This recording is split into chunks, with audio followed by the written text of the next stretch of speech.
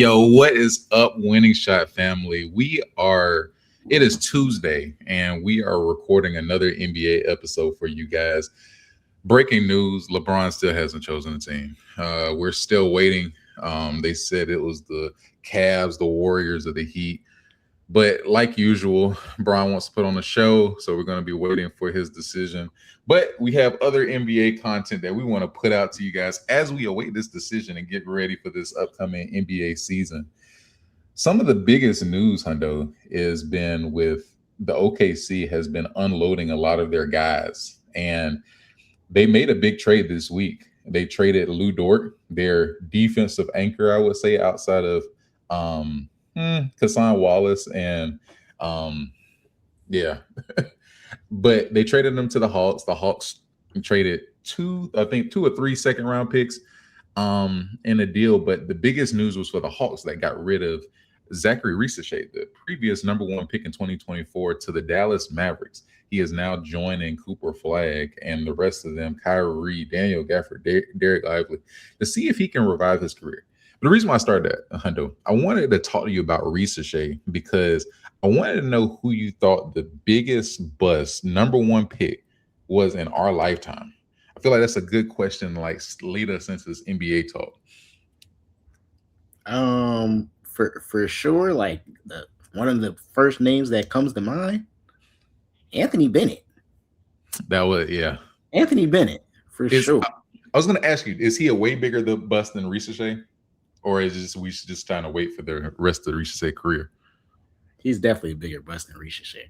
Because like Risichet averaged like 12 his rookie year, and he averaged like 9 last year.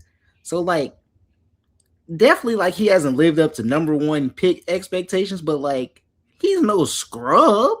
Like I know he got moved out the rotation in the playoffs, and like he was looking bad. Like he was. Don't get me wrong.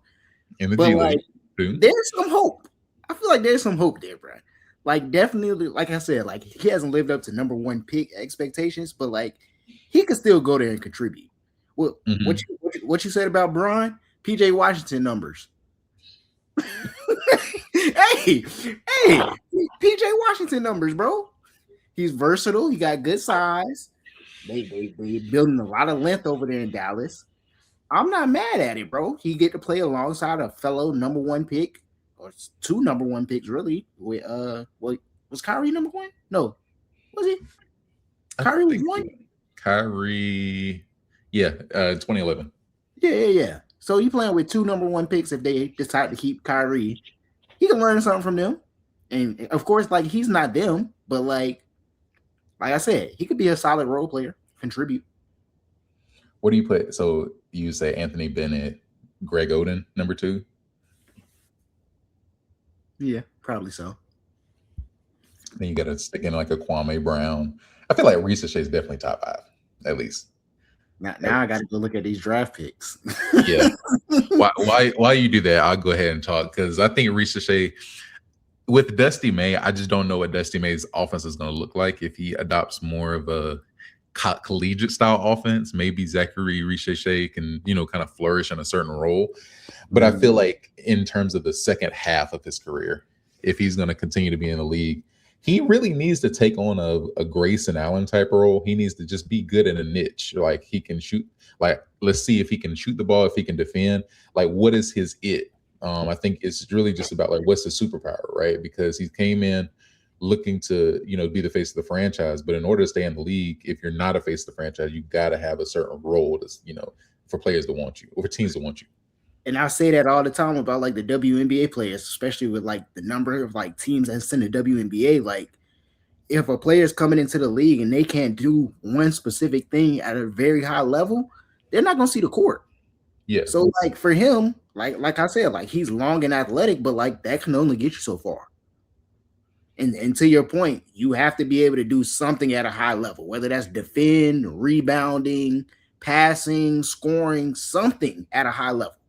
Yeah. To even get on the court. So yeah, he definitely got to figure that out. But looking at these number one picks, bro, I mean, shoot.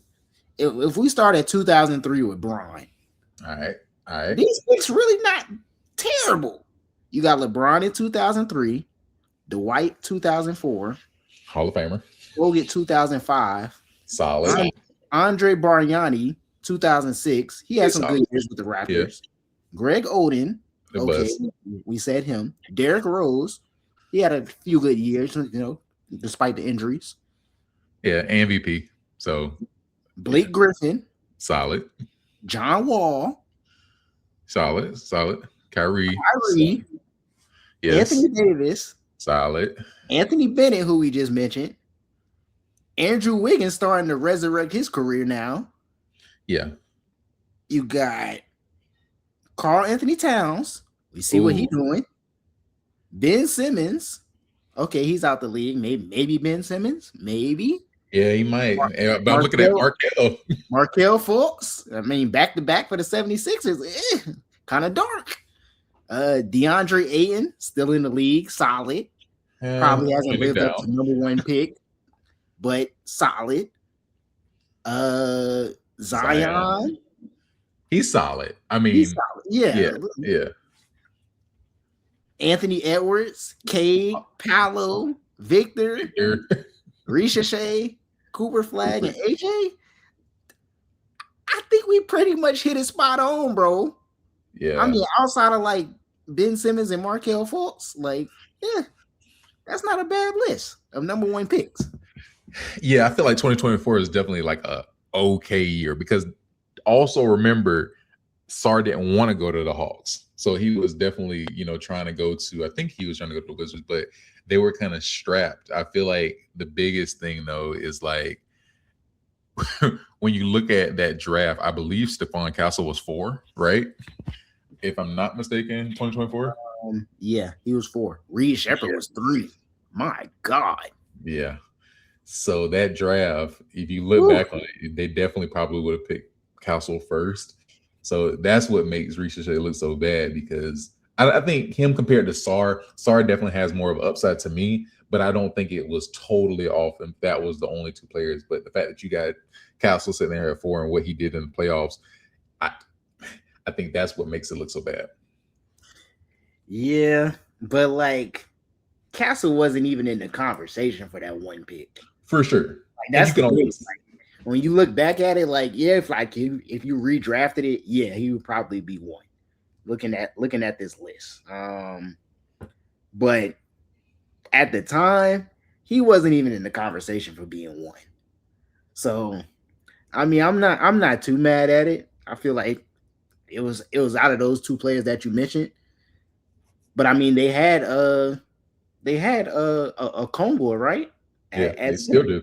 So I mean, that's not terrible. I mean, of course you always want to go with the younger guy, but I mean, and I wonder at this point if they still felt like they could salvage something out of the Trae Young situation long term. So you had an emerging star, Jalen Johnson. You had Big O. You had Clint Capella still at this time, I believe. So really what they were missing was an elite wing that could score. If it would have worked, it would have looked different, right? But hey, it's not looking terrible because Jalen Johnson is taking off. Yeah. So, I mean, yes, you could say they needed another wing, but like it's not looking too bad for Atlanta right now. Like, they didn't. He hasn't panned out as the number 1 pick, but boy, Jalen Johnson been going crazy. Yeah, average a triple-double as a wing player. So, in the spirit of this conversation, I guess let's start there with Atlanta. So they made this big trade. From the looks of it, they are going full-fledged with the cornerstone being Jalen Johnson. They also drafted Kingston Flamings, who had kind of an up and down summer league. And you got Zubi Ejiofor. I don't necessarily think he's going to be a predominant player, like a dominant player this season. He probably will give you a couple of good minutes. I feel like he's going to kind of be back and forth between the G League. But they got a lot of pieces. I don't know if they have like a franchise cornerstone outside of Jalen Johnson, but just to go over what their offensive move. So they still got Nickeil Alexander-Walker. They got Dyson Daniels. You got Lou Dort, Zubi, Kingston Flemings. You still have Buddy Hill, Jalen Johnson, Corey Kispert, and CJ McCollum. They also got Ryan Nimhart and Big O. And then from OKC, you got Lou Dort, but you also got Aaron Wiggins, who had a couple of good moments, 2 years ago, and he didn't get that much playing time this year, but he can still come in and play. So, what are your thoughts on Atlanta? What we're going to do is we're going to go through the entire league, and I just want you to talk about: is their stock up right now? Are they trending up? Are they trending down? Or would you just hold so you can wait and see what their roster is going to be, and we'll talk from there?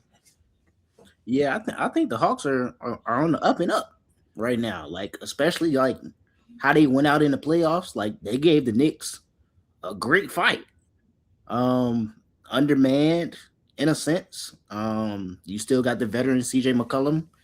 He's still on the roster, right? Yeah, I know he was a free agent this year. I yeah, think he they signed gave that him a 2 year deal. 1 year, yeah, 2 year deal. Yeah, so I'm not mad at that. Like I said, Jalen Johnson nearly averaged a triple double last season. You add Nikhil coming back for year two in Atlanta, Dyson Daniels, a lot of wing athleticism on that team, versatility defensively. Um, you really just got to find that next piece, that next scorer that's going to be alongside Jalen Johnson because CJ held his own throughout the season, but he's getting up there. So you got to hope that Kingston Flemings can potentially be that guard in the years to come, to play alongside Jalen Johnson. And like you said, hopefully they can find somebody that's strong down low that can play alongside them as well. Because you're gonna need multiple pieces. It can't just be the Jalen Johnson show. Yeah, I agree with you on that. I feel like the biggest thing is like who's going to take a step up besides Jalen Johnson. We know what Jalen Johnson can do. He was almost averaging a triple double, but I see a bunch of guys who could take a step up. Obviously, I'm not expecting number two numbers from CJ just because he's getting up there in age at 34. We know he can still put it up, but I think it's going to be between your Aaron Wiggins, Kingston Flemings, and high key. Like I think what we saw at what we saw last year, Nikhil Alexander Walker. Like, is he going to be still a six man or is he going to come in that starting position? Because we know his abilities even from Minnesota. But I guess Jalen Johnson's looking at who's going to be my Robin in terms of if we're going to take this roster to the next level. We know what Quinn Snyder can do. I agree with you in terms of the front court. Like, what does Big O look like paired with another center? What is that going to look like in terms of bench depth? Because we know that they have talent. I feel like where they're lost in the New York series was having an elite scorer next to CJ, but also having the bench depth. Because when you had Cat and then you were throwing Mitchell Robinson and then you were throwing Ariel, like these guys, had size advantage versus the Hawks, and you don't want to get into that, being able to score but not being able to defend or grab any offensive defense rebounds. I feel like that's where I have a big concern. Defensively, there's not a question. I think if you have Lou Dort and Dyson Daniels in a rotation, you're going to be defensively solid because you have those two anchors. The question is really going to be is where your scoring coming from if you have them on the court, because I feel like with OKC, especially in that Spurs series, Lou Dort almost became unplayable because he couldn't knock down a three and he couldn't generate any offense. And when you had a Jalen Williams out, he wasn't a go-to guy. So I don't know. I don't know what he's going to look like. And you trust that OKC is smart enough to see depreciating assets. And I wonder if they traded him away knowing that Lou Dort's stock was going down. And at he's making 18 million, which is not terrible, but it's something like if he's yeah, exactly. If that decline is steep, now you're stuck with that contract. Right. And I think for the Hawks too, it's like we saw Nikhil take a step during the regular season, like scoring wise, right?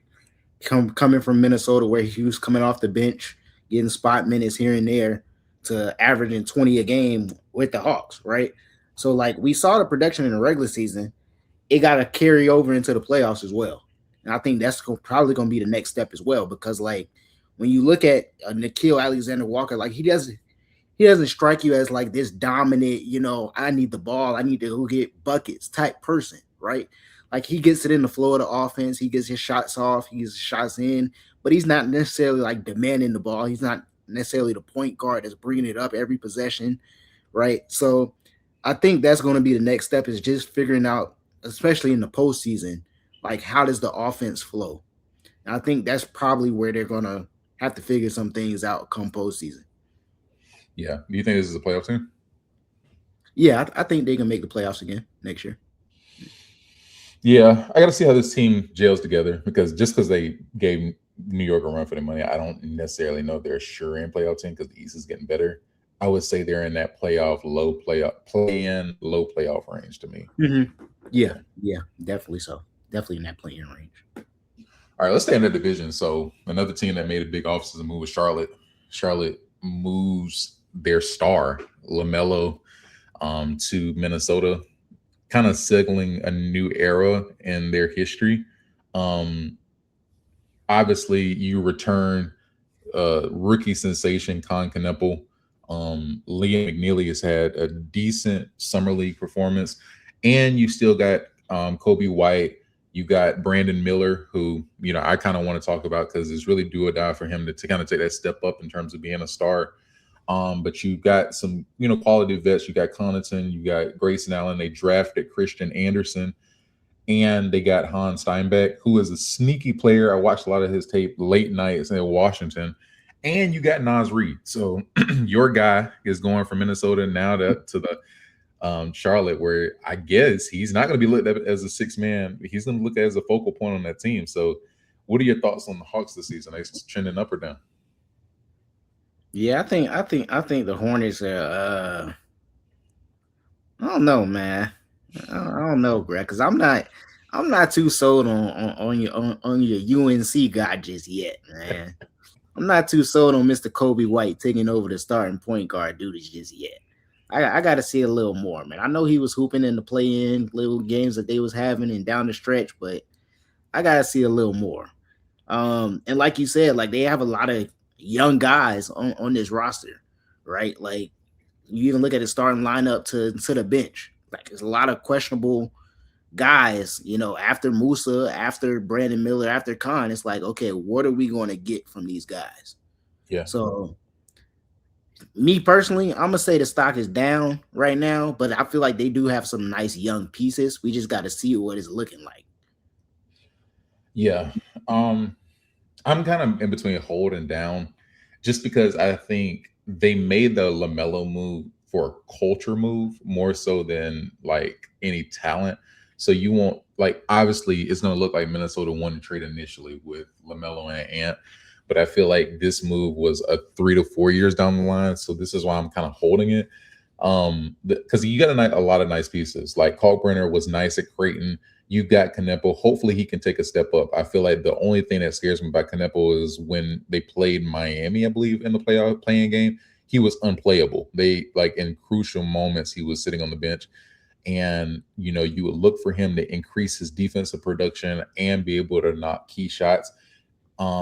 I guess for them, the question really falls, like I said before in the introduction, is with Brandon Miller. What is Brandon Miller like? Is he going to be trending towards a superstar, or is he just going to be a nice piece in the league? And you got some of that. I wouldn't say championship, but playoff pedigree with Nas Reed. I'm curious to know how they play him. Probably just the same way in Charlotte. Have Kalkbrenner play in five position and just have Nas Reed roaming. Boy, And they got Musa at the five, yeah, boy. yeah, Musa too. Yeah, excuse me. But and I feel like in terms of shooting, you got a bunch of shooters on the team. Colin Kneppel, you got Trey Mann, you got Kobe White, and we cannot forget about Steinbeck. Steinbeck can knock down the three as well. I feel you on the Kobe White situation because what I fear is this roster is going to look a lot like the past 5 years with the Bulls, where they're just basically mid to below average the entire season. Then Kobe White, after the All Star break, turns it up, and I, I don't know if that's sustainable in terms of making a playoff run and being a contender. So I feel like these next couple of years is going to be fill out guys. Like, who are you going to trade? Who is going to be your core? And I feel like they're going to hand Brandon Miller the rock. I think them trading away Miles Bridges to Phoenix really showed them, say, hey, Brandon, this is your team. So we're going to need that 23, 24 night minimum. And can he be the leader that Ant Edwards is and Jalen Johnson is? Because in your own division, you got Jalen Johnson, who really was projected lower than you when he came into the league, and now he's trending towards a superstar. So the question is, what are you going to do? Yeah, it's definitely gonna be. They definitely handed the keys to the young guys with Brandon and Khan. And to your point, it's like you got these well, in a sense, these two high level scorers. You got Kobe White, who came in hooping post All-Star break at a very high level that can get, 15, 17 points per game. You got Nas Reed. So how does Nas fit into all of that? Right? Like somebody who's been coming off the bench, who can step into a starting role. How does he play alongside Brandon Miller, Con Knipple, Kobe White? Right? That's going to be my biggest thing is how do they work Nas Reed into the flow of the offense? Yeah, I feel like are they just about to be the Celtics 2.0 where they just raining threes? Just trying to yeah, shoot more threes than more teams? but with that, I would have liked Nas Reed on this roster more if LaMelo was there, because I feel like kind of the same formula as Minnesota. You have an elite scorer who can get to the rim, and that frees you up. Where Nas Reed was getting a lot of open looks and was able to knock it down. I just don't know. Nas Reed is not a type of player where he's just going to create offense. I feel like he can take advantage of opportunities. So that what makes me, ask you this question is like, do you think Nas Reed is there for good, or is this a potential trade piece for another contender? I mean, in all honesty, if I'm Nas, I'm not mad at that, bro. Trade me. Yeah, Let, let me go somewhere else. I just don't see him as a person that's like fitting this roster now or even like down the road. I feel like he's a good piece, but like you said, like he's not anybody that you're like running the offense through. He's a catch and shoot type of guy. He can abuse the mismatch if needed, but like he's not somebody you could throw the ball to and say, "Hey, go get me 30 points. Go get me 20 points." If he's hot, yeah, he can knock it down, but he's not a creator. yeah. No, I agree with you. I just don't know what that team would be like.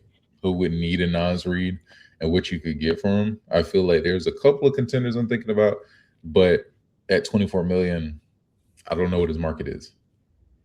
Yeah, Um, and I know we had this conversation before about like, should Nas Reed be starting or should he come off the bench? I'm pretty sure I said he should be starting, but like now it's like, maybe you should just be a six man, bro. yeah, and let that be your journey. Yeah, Right. Because like you're like we just said, like he's not a creator. He's not somebody that you're running the offense necessarily through. So to be starting and to be getting paid, buku amount of money, I need you to be a creator. yeah. And I mean, even though, hold on, even like to me, and maybe this is because Minnesota has made a lot of playoff runs. He just feels like an older 26, and I don't know where that fits in on these guys. You got Brandon Miller who's 23, you got Con Knepple who's 20, like where that fits on his timeline, because I'm sure with Nas making all these playoffs runs, he's not trying to go to a bunch of play-ins and be out the playoffs. Like I feel like he wants to be in the mix of things because it was a couple of years ago we thought Minnesota might go to the finals. So I, I just don't Hey, think it's necessarily a fit. you want to know who this reminds me of? Somebody who was just in Charlotte, Mr. Terry Rozier. We saw him in Boston. He ended up in Charlotte. Ended up in Miami. Ship him. Get Nas Reed out of there, man. I feel like Yeah, I he'll put up good numbers in Charlotte, but like I don't think he's a long term solution or even wants to stay in Charlotte. right. And I think having him on the court with Musa can really stunt the growth of Hans. You drafted him 14, which is, borderline lottery. You want to see what you got with him. And I feel like that needs to be the focus. See what you got with Hans, see what you got with McNeely, how they mesh with Con and Brandon, because you need to kind of solidify that core before you start to make those decisions on who you're going to pay. Because Musa's going to get a contract. Brandon's Yep. going to get a contract, and you're hoping that some of these veterans want to stay around for the money they're making now, but it can get spooky quick. So And I don't that's know. the thing too with Charlotte. It's like they aren't this hot, free agency destination place already. Like I know we were talking previously on previous episodes about them trying to go get veterans. And now, you got all these young guys. You got to see what these young guys can do, to your point. Yeah, before you even consider bringing in these veterans. So it's like, okay, now that Nas Reed is here, how do you balance, playing the young guys, keeping him happy and in a good role and situation, and still competing to try to win games? Because to your point again, Nas Reed is not trying to be a loser. He's not. He's not. Like, I'm sure he was probably depressed. Well, he was probably happy when he came and saw LaMelo was on the team, but now he's looking around like, hey, like, I'm the leader on this team, actually. Like, Yeah. you get vet presence, maybe you're Grayson, but I feel like in terms of production, he's the leader. So what do you got? You got playoffs or no? I'm gonna go no playoffs. I think that LaMelo trade is really gonna hurt them, bro. Like, I know a lot of people give LaMelo a hard time about his time in Charlotte. It was up and down, injuries, all of that. But like, I feel like they're gonna feel that. They gonna feel him being gone. Yeah, I agree. I know this was a culture move, but like I said before, because when I look at Kobe White, I've seen this team again. I hope they don't turn into the Bulls, where it's just a bunch of purgatory, where it's like, man, we're celebrating playoff playing wins and you lose and playing. Like, you don't get a good draft pick and you're not a contender. I feel like that's what Charlotte could be for the next half decade, honestly, with this team.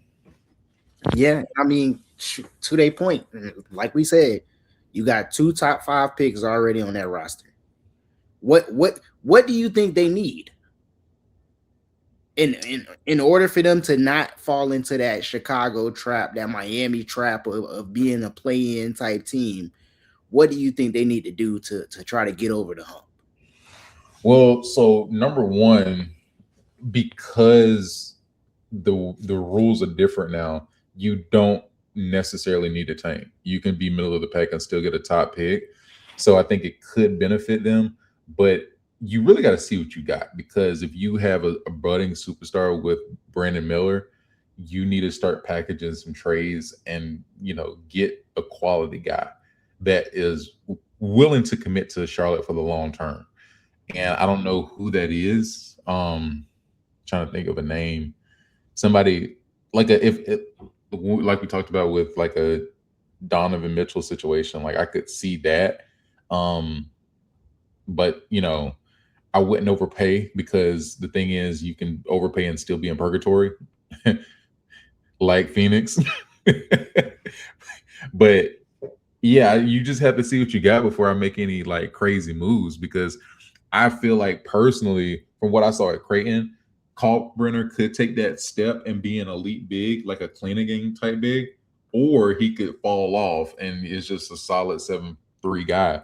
So we need to see what we have in the front court too. Obviously, you have Diabate, but the question becomes with Diabate, what is he going to be asking for? Because I feel like they could be in a similar situation as the Pistons, where it's like Diabate wants 40, and it's like, I don't know Musa at 40 versus 32-28 kind of deal. So Yeah. I don't know. It's kind of wait and see for me. Okay, gotcha. Another wait and see team, unfortunately, is the Orlando Magic. I feel like their story, bro, it has been injuries. If it's not Paulo, it's Franz. If it's not Franz, it's Paulo. And you trade like their biggest move, what probably is Jace Richardson has looked nice, but what is the hope? I guess, in this past season, you had some bright spots with Jamal Cain. Obviously, Anthony Black had a pretty good year. I probably think mid-year they kind of move off from Suggs, but you brought Vooch back, so Vooch is probably going to be starting at the 5. Problem with Vooch is he couldn't play a lick of defense, and when Boston was shooting all the threes, I don't think that fit his kind of play style. Where are you at on the Orlando Magic? Yeah, I think they've been trying to figure out the next player that's going to play alongside Franz and Paolo, and it's been years trying to figure that out. Specifically, the past 2 or 3 years trying to figure that out. If they can figure that out, like we talked about before, bro, like I'm pretty sure I had Orlando like making it out the East before the season started last year, bro. Like I was real high on Orlando, bro. So like I feel like they got to figure it out, bro. I don't know, bro. Like I feel like as long as Paolo and Franz are out there, I can't say wait and see because those two guys together alone, like they can do damage. They can do damage. They can But do damage, but it's starting to turn into one of those Pittsburgh Steelers situations where it's like they're good, but they're always middle of the pack, if not below. It's like I don't how know, long bro. do you wait? I feel like with health though, like they can be a top team in the East. I think they can. They can. I agree with you. That's the thing. That's what pisses me off so much because I think that third piece is going to be Anthony Black because Anthony Black had a solid season. You play him at the point. You still got Desmond Bain who can knock down the three. I mean, I just don't know what the problem is because they did get a new coach. They did fire Mosley. Jamal Mosley. Yeah. They did fire him. Maybe that's the move. You know, we see this across sports where either the star player gets moved or the coach gets fired. The coach got fired in this situation. Let's see what Paulo and friends do under the new coach. Which is wait and see. I guess. By definition. So are they trending up, trending down, or hold? I mean, it's hard for me to say like down or like hold. We might have to go with hold. We might have to go with hold. Just see what you got. Run it back with this group. Because like when you look at it, it's like, what is their weakness? Like they literally have what you need. You got a point guard, you got two wings, you got a big, you got shooters. Bro, you got what you need. Just hoop. Literally, like what's the gap? You got 3-and-D and Desmond Bain. You got a 6'6" point guard in Anthony Black. You got Paulo, who you can run the offense through. You got Franz, who you can run the offense through. You got to they not liabilities on defense. You got a rim protector. You got a decent enough bench. Like you don't got the best bench, but you got a decent enough bench. I mean, y'all got to put it together. Yeah, I just don't know how that. I guess, like you said, we don't know if that was a Mosley problem last year, if that was a culture problem last year, and some of that it can go hand in hand. But I'm going stock down. I just lost faith in the Orlando Magic. Honestly, I agree that they can be contenders if healthy, but I'm tired of doing that if healthy because we've kind of been playing with this experiment too long for a team that I think is not even. I don't know. I don't think they're a contender, and they're not in that. They're probably in that next bubble, and I think their problem is they've proven year to year they can't stay healthy. So it's like, why am I having this conversation with you again? Like I'm going to expect anything different. That's real. That's real. I get where you coming from. I do. Yeah. They should have been better than what they was last year. I will say that. I expected more from them. Yeah, I feel like the only bright spot to me is seeing what Jamal Cain can become because he had a handful of good games last year, and Jace Richardson. I mean, I follow him since Michigan State. Obviously he's not necessarily his dad, but I feel like he's an elite scorer that can become a 3-and-D guy. But also he can create off the dribble, and I think his mold for me is like a CJ McCollum. So I'm excited to see what that looks like in addition to Paulo and Franz. But if anybody's going to take a step up on this roster, I think it has to be Jace Richardson. That has to be, part of that bench group. Them boys not starting. unless somebody get hurt, them boys not starting. So like if all we got to do is develop a couple of bench players, hey, get in that lab, man. Let's get to work. Let's get to work. And if somebody do get hurt, be ready to step in. Right. And Sean Sweeney was there with San Antonio. So I'm not making the direct comparison, but that Harper kind of role, if Jace Richardson could just be that, I feel like that could give the team a necessary boost in order to get to the next level. Yeah. Yeah. All right. I was a year off, Hundo. I was a year off. Like, the Washington Wizards are making the playoffs. The Washington Wizards, they're making it.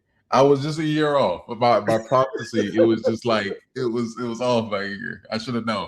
But I feel like in terms of making the most noise, it's definitely been Washington up there for sure.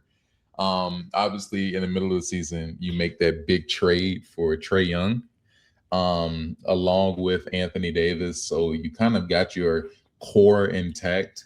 But then you get the number one pick. And they went and got AJ DeBonsa. And that's the pair with the would have been number one pick from 2024 with Alex Sarr, who came to the L's team, like we talked about earlier with Ricochet. Then you still got a majority of decent pieces. Bilal, Trey Johnson. You got Chris Middleton back. You got Kaishan George, Bub Carrington, and then their last move is they went and got DeAndre Ayton. So in terms of depth, I think they're one of the most, well, I won't say one of the most, but they have a deep team, and you have a lot of, I would say, past, present, and future guys on your team. So they have an interesting mix. What say you about the Washington Wizards? Are they stock up or stock down? Yeah, they definitely up right now in Washington, bro. They Yeah. definitely up. The fact that I haven't really heard much about AD, wanting to leave now.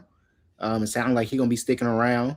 Like you said, they added the number one pick in AJ, who can score from all three levels, versatile, a lot of size and length on that roster, especially with Sar at the five. You got Sar, AD, AJ, all 6'9" and taller. You got Trey Young who can score the ball at a very high level. We're gonna see how he looks with these guys, with everybody playing.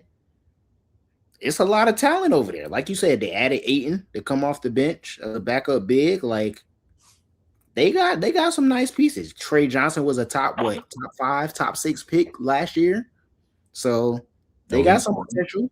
I like Bub Carrington's game. I was low key kind of hurt when they got Trey Young, but like I get it because I feel like Bub could be a starting point guard in this league. Yeah. So I'm not mad at this, bro. I feel like they've definitely rebuilt that roster, and they're going to be in a position to try to compete in the Eastern Conference. They should be a play-in, playoff type team. Yeah. No, I like Jameer Watkins as well. I think the biggest thing for me with this roster is ego. And what I will say is Caleb Wilson is going to make some flash plays. Darren Peterson is going to have some flash moments at Utah. Cam Boozer might even be one of the top rookies on the rookie ladder next season. And I feel like if I had to advise this team, I would tell AJ, you don't have to compete with them. Just be solid in your role this season and not try to make all the splashy plays, and Washington can do big things. I feel like where this roster could start to get dysfunctional, number one, if AD doesn't stay healthy. But number two is if people start to play outside of their roles. And I was listening to a podcast and they were talking about how AJ could be a Pascal Siakam. Now, it sounds disrespectful when you say it out loud, but if that's all he is this year, I feel like that's a solid contribution to this team. And Pascal, obviously, he won a finals, got to another one. Like, he's not terrible.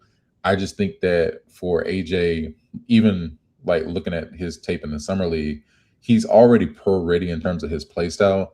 The problem is, I wonder if the noise gets to him and he tries to be better than what he just is right now. And I think that's going to be the thing for a lot of these rookies. But it's easier to hide that when you're like a Cam Boozer, who you're going to get the ball 40 times in a game just because there's nobody there to match your kind of style and influence. And I wonder if he looks over and it's like, I'm seeing all of my class do that. Trayon need the ball more. Or like, hey, I'm going to, catch a fit because I don't have the ball. I don't think he's that type of person, but it's just going to be interesting to see his path coming from Utah Prep to BYU, where he's been the guy, to now you might be the third option, literally. And see, like, in those situations, like, and you can look at it across, a number of different sports, but like when the top pick can come in and they don't have to worry about being that one type person, I feel like that's always a good situation.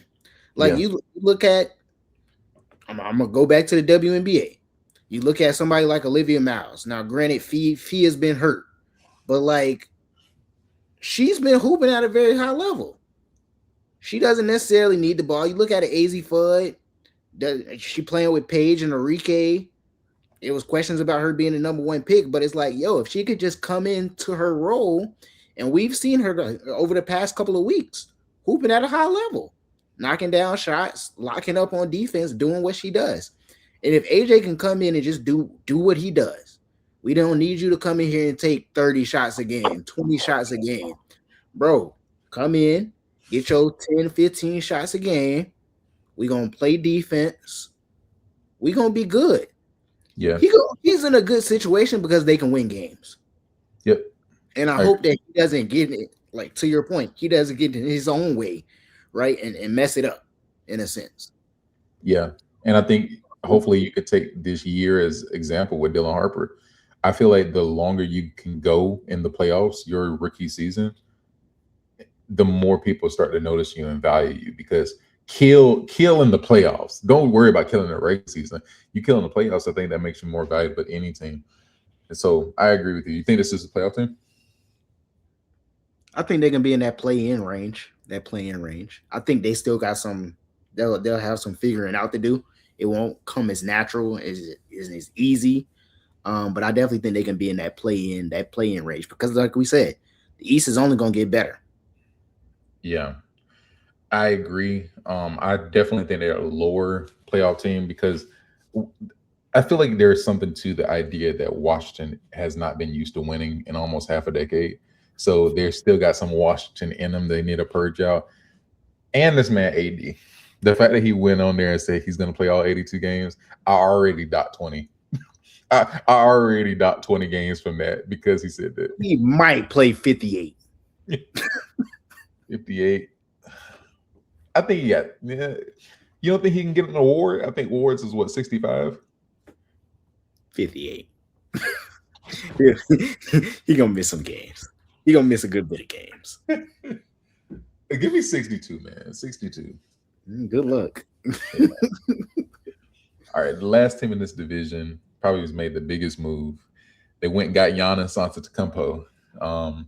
Miami is a new team. Obviously, Bam has taken on that bad boy Pistons with the offseason shenanigans with Tyler Hero. But anyways, the problem with getting Giannis is now the roster looks much different than it did before. You had Khalil Ware, you had Tyler Hero, Jaime Jaquez, Jacoris. Now, you got some nice guys. You got Ryan Conwell in the draft from Louisville. You went and signed Tim Hardaway Jr., Jovic still is on the roster, Davion Mitchell, and you still have Andrew Wiggins. I feel like their biggest loss this offseason, has been Norman Powell to the Bulls. So I guess they're still kind of filling out the roster. Obviously, one of the contingents may be Braun. We don't know. But I guess currently constructed without any other moves being made, like, what do you think about the Miami Heat going forward?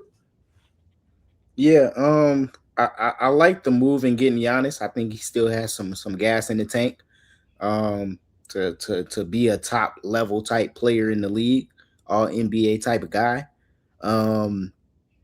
They got to get some shooting though.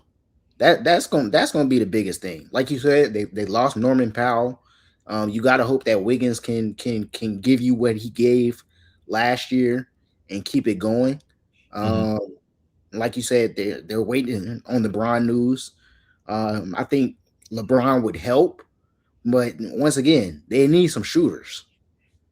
He doesn't fit that criteria of being this knockdown, shooter, sniper type player. You got to hope that Tim Hardaway can give them good minutes and give them some good shooting off the bench. But who knows with him? That man's so up and down. Ain't no telling what you're gonna get from him from a night-to-night basis. So good luck with that. And like you said, like they lost a lot of role players, and with those moves, Khalil Ware, Jaime Jaquez, as you mentioned. Yeah, they gotta find some shooting, man. I think they can still compete. They can win some games. I think they could be a play-in, fringe playoff type team, if healthy. But they gotta find some shooting somewhere. Yeah, I agree. I think they need a point guard, if I'm not mistaken. Like I don't see many point guards on their roster besides Davion Mitchell. He's more of like a defensive threat. But as somebody to facilitate that defense, I mean, facilitate the offense. Obviously, I imagine the roster makeup is going to dictate what future moves they're going to sign, depending on this Ron news. But also, I think in terms of the play style, Giannis, I assume it's going to be like the Bucks, where he's going to have the ball in his hands a lot.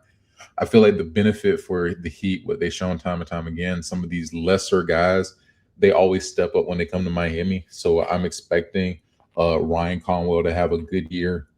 He had, good summer league performances. Even Simone Finecho, like I think he can be a kind of guy where it's just like, oh, we look up and he's, decent. And I think also too, Andrew Wiggins, like you said, Andrew Wiggins is resurrecting his career. I feel like he could provide you a look of shooting. I won't say that he's going to be a shooting threat, but he definitely, with the Warriors, he was definitely knocking down threes. And then you have Tim Hardaway. Tim Hardaway at Denver, he was a solid option. And even with the Pistons, like he was definitely a knockdown veteran leader, which is what I think this team needs. The question is, for the last 2 years, Giannis has been dealing with injuries. And I think what they need with this roster is him to get to prime form. That Giannis that took them to the finals and won MVPs. I think they're going to need that. And then I'm going to say this: some of this falls on Bam too, because Bam, like I think, has been able to hide a lot. And even like I alluded to in the introduction, him and Tyler Hero got into it because Tyler Hero felt like he shouldn't have been traded. That Bam gets a lot of excuses when it comes to his offensive production. Defensively, we know what he can do, but I think getting paid $50 million, bro, at this point, you got to be up there with the elite of the elite in terms of putting the team on your back. Because when we say Giannis and Bam, for the last half decade, Bam has been able to hide under the auspice of they don't have a good roster. Now you've got a top 5, top 6 NBA player. You're going to have to step up and be that Robin. And I feel like he can, but also too, I think he's been hiding in that 19, 20 points per game range. And I think that for the sake of this team, he's going to have to produce more. But I will say in his defense, like that as a number 2 is not bad. It's not 19 and 20 as a 2. That's not bad. But like you said, to your point, like as it was a question of, first of all, who's the one when it was him and Hero? Because Bam is not this prolific scorer. Like, yes, he dropped 83, but like before that, it was like, okay, like Bam is cool, but like I'm not worried about Bam beating me. Nobody was worried about Bam beating them. Exactly. Where he dropped 83. So I mean, to your point, you need prime Giannis. And as far as the point guard situation, like Bam is a good facilitator as a big. Giannis can facilitate and get downhill. Like we said, they don't have shooters. So like, what do you need the point guard to facilitate? I'm saying it more so like we know where the ball is going. For sure. But I feel like for this roster, you need some kind of facilitation because you got a bunch of shooters and you got Giannis and Adebayo. But even if it's not like a premier point guard, I feel like you just need somebody solid, like a Van Fleet kind of player that can get the team together and get people in their sets. So can LeBron be that point guard for them? No. Why not? He's 42. No. Take away the age. Can he take it at a high level? Bro, he just averaged 7 assists per game. Oh gosh, yeah. Thank you. I got to take some plays off and take some games off. No. Bro, you talking about taking plays off, bro? We talking about facilitating. That's all I'm talking about is facilitating. You said they need a point guard to facilitate. Can LeBron, yes or no, be that facilitator for them? And I said what I said. Why not? Because bro, this is not. I don't like how we were talking about facilitating, and then you brought in all these other factors about him taking off plays. This is not 2017, bro. Like this not. It's not. Why can't he bring the ball across the court and pass the ball and get Bro, people in the right situations? That's literally what you just said. You said they need somebody to at 42. Bro, if you're looking at Fred VanVleet to be a facilitator, LeBron can do twice as better as a facilitator. Not at 42, bro. Right? Yes, he can. But stop it. He's gonna be in that PJ Washington type of role, bro. At Batman Braun. Okay, so if they get LeBron at a vet men, you're not happy with him being their point guard. No, negative. So you would take Davion Mitchell at point guard over LeBron. It's gonna have to be, unfortunately. You're crazy. I wish we could get a point guard. You're crazy. If the options are Davion Mitchell or LeBron, you're taking Davion Mitchell. That's what you're telling me. That's what you're telling me. 42-year-old Bron. Yes. No. Is that yes or no? Is that what you're telling me? You're taking Davion Mitchell over LeBron James as your point guard. But Davion will be the point guard. I'm not. No, Bron, go to the corner. Set the screen. So as good as his passing ability is, as good as his IQ is, you want him to go stand in the corner for Davion Mitchell to bring the ball up? Bron, yeah, because I know if I make you the central point guard for 82 games, you're bound to get hurt. No, you need to go. Now at 42? Did he not get hurt this past season? Now he gonna get hurt. Did he? Yes or no? Did he not get hurt this past season? He did. Did he get hurt this season before? Yeah, he okay. But you've seen the pattern. No. In his defense, was he still not a third option? Did other people around him not also get hurt? Was their point guard not hurt? Mr. lead the league in scoring? Was he not hurt? He was. Okay. Point. They still need a point guard. And Brian can join this roster, but he can't be a point. Let's go. Is this team a playoff team currently constructed? If they get prime Giannis, yes. Will they get prime Giannis? I don't know. I'll say play-in. I think they can still make a play-in. Is that a failure if they make a play-in? With the expectations? With this roster? Yeah. No, I don't think so. Because what are the expectations? Like we just said, they don't have shooting. Yeah.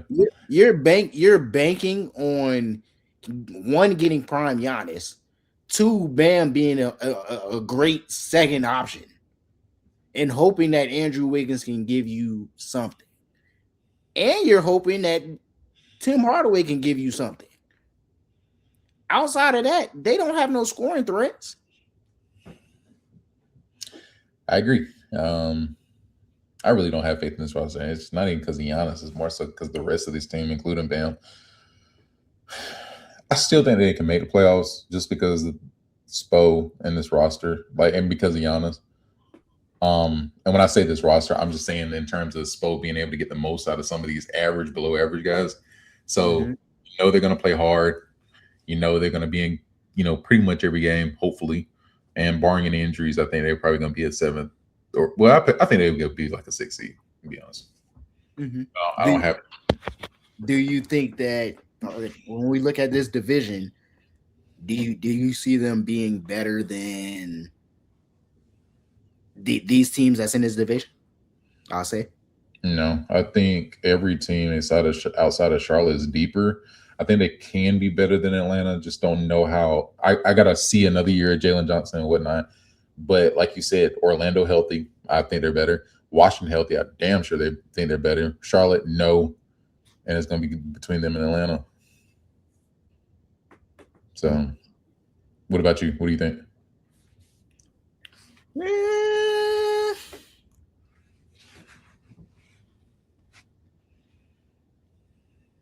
Like you said, man, I think Washington is still going to be Washington. I think if we know anything about Miami, like you said, Spo is going to have them boys playing hard. Somebody's gonna step up. Somebody that we're not talking about right now is gonna step up and put up some good numbers for them. They're gonna play defense. They're gonna be in games. I think they could be. I think they could be third in this division. I will put a healthy Atlanta and Orlando in front of them right now, but I think it'll be close. Yeah. Okay, I can see that. All right. Let's go to the Central. Um, so let's start with the Chicago Bulls. Chicago got Norman Powell, and they got their hopeful superstar with Caleb Wilson. Like I said, UNC guy. And we know what happens when outside of, I'm just saying, I'm just putting it out there. And him and Dylan Swain from Texas have both been producing in the summer league. They also got Rob Dillingham from Minnesota. You bring back a Patrick Williams. I feel like he's kind of a circle in terms of a do or die year. You bring back who?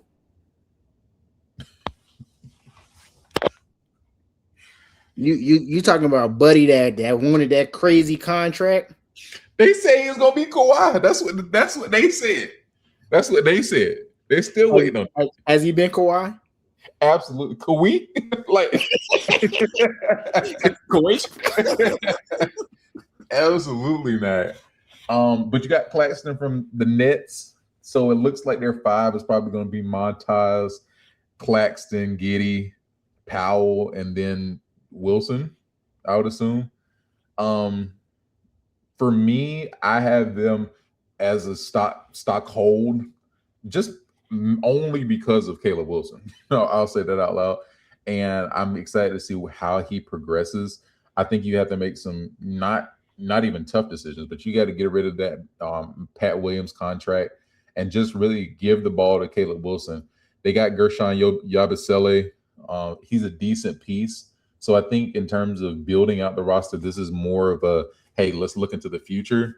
But outside of this roster, I feel like they're still going to need a couple more pieces. I want to say trending up, but obviously with a new coach, with Tiago, I want to see what it looks like first before I actually make a commitment to this roster. Yeah, I mean, I like the addition of Norman Powell. I think Caleb Wilson can come in and contribute right away. It's going to be interesting to see how they run the offense, how the offense flows. We saw what Tiago could do in Portland. I don't think this is the same situation, but I do think that they have some pieces that can contribute. I don't see them winning many games. I'm not gonna lie to you. I agree. I don't think they're gonna be good at all. Yeah, good luck. I do like Giddey's game. I definitely think he's all around. He can do everything. He can score. He can facilitate. He can rebound. Yeah. I don't really have too much to say about Chicago right now. Like, we just got to wait and see what it looks like. Like I said, I think they have some good pieces. I got to see what Matthias looks like with everybody surrounding him now, because they brought in Norman Powell, who's all-star level type player. We just got to wait and see, man. I think they have some good pieces, but I think they're still a little bit ways away right now. Do you feel like people are going to be crowding Montas as much with Caleb Wilson now, or do you think Caleb Wilson still needs development? It's going to be interesting to see how, like you said, who that five is going to be, because with them all on the court, how's the offense going to flow? You got Claxton at the 5. I assume Caleb Wilson is going to play the 4 or the 3. You got Matthias there. You bring in Norman Powell. I assume he's going to be starting, and then you got Josh Giddey, right? So it's who's the offense going to run through? Because, like I said, Norman Powell was an all-star type player the past 2 seasons, arguably. So it's are you running the offense through Norman Powell? No. Is it just going to be a balanced starting 5, and you just got to hope that everybody gets their shots? Claxton doesn't necessarily demand the ball, but he can get him 15. Yeah. I mean, just judging, I know it's not the same situation, but just judging from what I've seen from Tiago in Portland, it was kind of like a win by committee. Obviously, you had Denny Avia, who was able to score off the dribble, but you had a lot of guys who could score. I feel like Caleb Wilson is going to be your long term franchise piece. Like you said, you got Montas who can still, get you 20. I feel like that's the benefit of having Josh Giddey because Josh Giddey is not necessarily looking to score every time, but he can facilitate that offense. And Norman Powell, I feel like at this stage, he's a good veteran that can put up 20 points and potentially put up a 30 or 40 piece if necessary. I feel like he's stepping into that kind of role in the NBA, kind of that CJ McCollum type of role. And I feel like for Chicago, I don't even think they're trying to win now. I feel like the Norman Power piece was like, hey, we're gonna need a vet in here that can give us buckets. So in terms of running the offense through, I just think it's gonna be by committee, but I feel like they're gonna force feed Caleb Wilson because I feel like for the first time in Chicago's history, outside of the Butler years, you have a franchise cornerstone.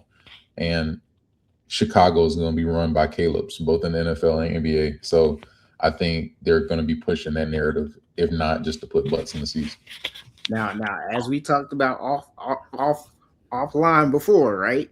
We talked about these players coming in, the pressure that's being put on some of these players.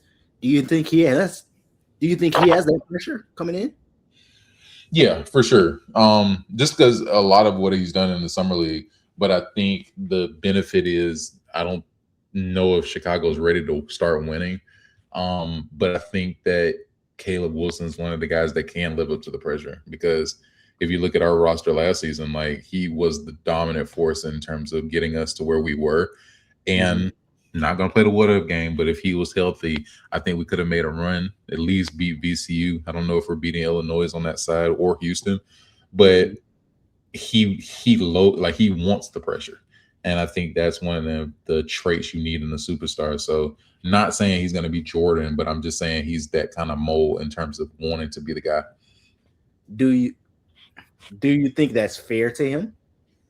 I know you say he wants that pressure, but it's like you said, last great UNC guy that they got, Michael Jordan. That's a lot of pressure coming into this specific organization that hasn't been winning. Also, you look at a situation like LeBron going to Cleveland, for instance, right? You had the veteran guys questioning, they're calling him the chosen one. He got to come in and show it. He got to come in and prove it. Do you think these guys that he's playing with are going to be willing to get him in the team? Yes. Everybody on Chicago can take a back seat. Like Montas is the only one that can have a conversation with me. I'm sorry, Norman, but you're 33 and I'm the future. I'm sorry. I don't know, but when you look at Chicago, though, they brought this man Norman Powell in. For sure. What did he do last season? Like he was good. I'm not saying Norman Powell, like even the Clippers years, like he was a bucket. But in terms of running an offense through, we're not running an offense through Norman Powell. I'm sorry. No. I don't know. I feel like this could be that situation that you talked about with AJ. We're not necessarily like it's going to be Caleb that's messing it up, but like it could be the other guys around him that mess this up. Not this, like to your point, I understand that Chicago is not in a place to win right now. Mm-hmm. But if they think that they can win games and sneak into the play-in, which has been Chicago's situation when they haven't been losing, if they can sneak into the play-in and these guys don't want to take a backseat to Caleb, it could get sticky. Bye-bye. Montas, welcome to Sacramento. Josh Giddey, welcome to Brooklyn. Like, hey, I'm getting about the switch. Tripping everybody for Caleb. Goodbye. You want a riff? I'll show you a riff. Sat. Yeah. No, like what? No, he is the future. I feel like everybody got to fall in line. I feel like they can win by committee, but also too, I'm not sold on Tiago. Like Thiago had a nice year in Portland, but I feel like Portland was able to, have a lot of late games. Nobody was really paying attention. But I I just don't think that Portland was stupid enough to get rid of a top level head coach for nothing. So we got to see. He's still in a prove it year too, because if they're not looking good, do you go get another coach for Caleb? Because as we know, Michael Jordan's first 6 years, he had some very questionable head coaches until he found Phil Jackson. So I just think there's a lot of what ifs now, and I feel like the only sure thing is probably Matas and Caleb Wilson. Powell is a bucket, but in terms of actually producing year to year that same level, I'm not expecting that out of Norman Powell. I'm sorry. Yeah, yeah. I mean, I get that. My only thing is they went and got him. That's fair. It's not like they traded for him. Like they went and got him. Mm-hmm. So it's like I feel like when you go and get a guy, you expect him to stick and stay around. Yeah. Even though, like you said, he's 30 plus. Mm-hmm. I don't know. And similar to like you said with Charlotte, it's like, what's the timeline?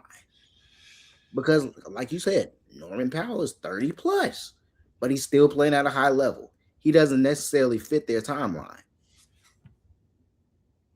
Yeah. And I mean, like you said, Matas is only 21. But Claxton is 27, and in that 23 million, that gets kind of spooky around that 30 age. And another person we didn't even mention was Rob Dillingham. Yeah, I thought he was going to be the truth coming out of Kentucky, and then he wasn't even getting any tick in Minnesota. Can he resurrect his career in Chicago? And I think that if he can, that offense is opened up even more, because if you have a shooting threat with Rob Dillingham, at least if he's coming off the bench, like that improves their scoring. It opens up the floor, spreads the floor out, and then you get guys on the run like Caleb. And then I think that would really be a blessing in disguise for Giddey, because in terms of being a distributor, he has a number of different options he can get it to now. So some of these role players are going to have to step up now. Like, it's too many people who are just kind of robbing. Like Patrick Williams, yes. Like Noah Essingway, yes. Zach Collins, yes. Robbery. Like, what are these guys? I'm sorry. Isaac Okoro, yes. Yeah, I agree. So yeah. They got a lot of question marks after that starting five. And guys definitely got to step up and do something. But like you said, what is that going to look like? Because do they expect to win games? That was my question to you. It's like, if everybody does what they need to do, I still don't think this is a contender. so it's like, what are we doing? So yeah, like I think they can get. Do you think they can get 30, 40 wins? Yeah, for sure. I think Caleb alone gets you at least 10. So I feel like they can be in that below average, but at least trying to get into the play-in team, like Chicago has been for most of our lives. Like, that play-in has only really benefited Chicago. Every year, it's like, yeah, they're in the play-in. Chicago and Miami right there every year. Thanks. So yeah, hopefully Caleb can have at least a spark to help this team to go in the right direction, because I feel like this is the first time I can look at Chicago and say they have a guy, they have a star. Because even Matas was nice, but I don't know if he had the same influence that Caleb Wilson's about to have. Yeah. All right, so let's go to the Pacers next. Biggest news is with Tyrese, getting him back. They flopped getting, in my opinion, they got the number 5th pick, went to the Clippers, and they really exchanged that essentially for Ivica Zubac, which gives them a big to kind of replace losing like a Miles Turner. And in the draft, they still were able to go get Braden Smith, who was nice at Purdue. So I think him and TJ are probably going to compete for that second, point guard position behind Tyrese.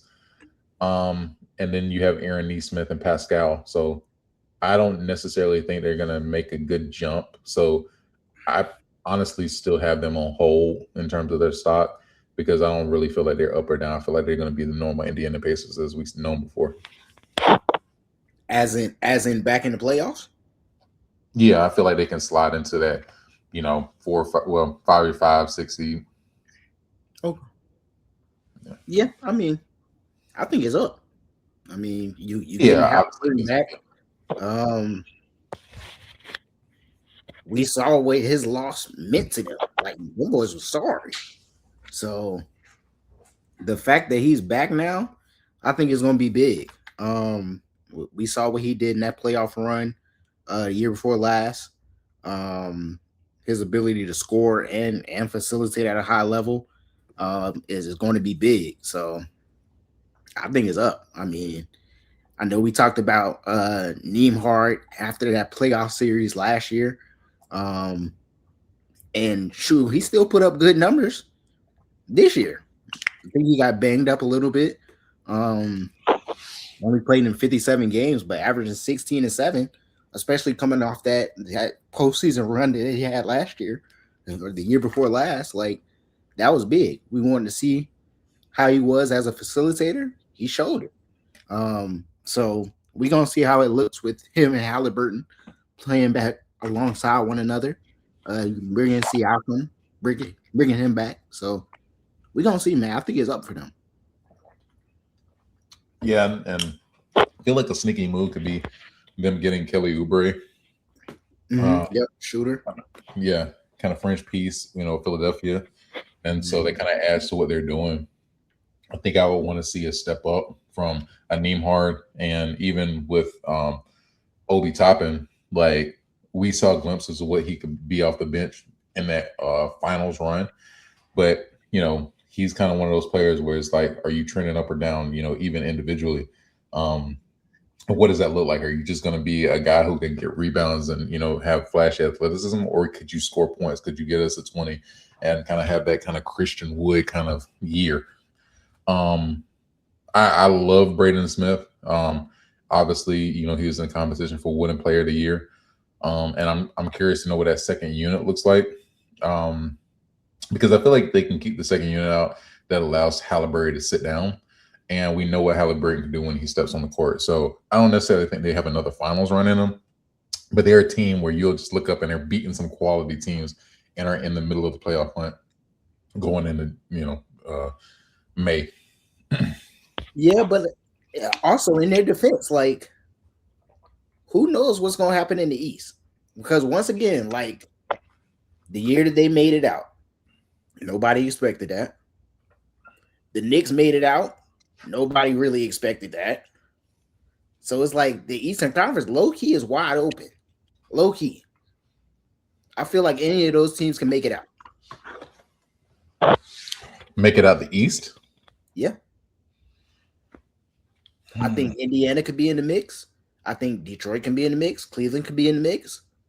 Those same top teams that we were talking about last year, I think they're right there. Boston is going to be in the mix. Philly is going to be in the mix. Toronto's still right there in the mix. Yeah, but I feel like the Pacers. Healthy Halliburton, that changes a lot for Indiana, bro. I mean, but I would say like with the Pacers, they kind of got blessed with a lot of injuries the year they made the finals. I will say that. Okay. So, but I'm saying fully healthy, I don't think they're in the mix. I feel like the Pacers are one of those teams where they kind of the second apron actually kind of benefits a team like the Pacers because they don't have a lot of players making a lot of big money, and you can keep that continuity. Even though Tyrese was out last season, he's still Tyrese and is still involved in the day-to-day operations with the team. So it's not like they're getting a new player back in, and he's an all-star caliber guy. So I think with Rick Carlisle's teams, he always keeps them in the mix. But in terms of actually contending now, they need a lot more factors than a lot of the other top teams to me in the East.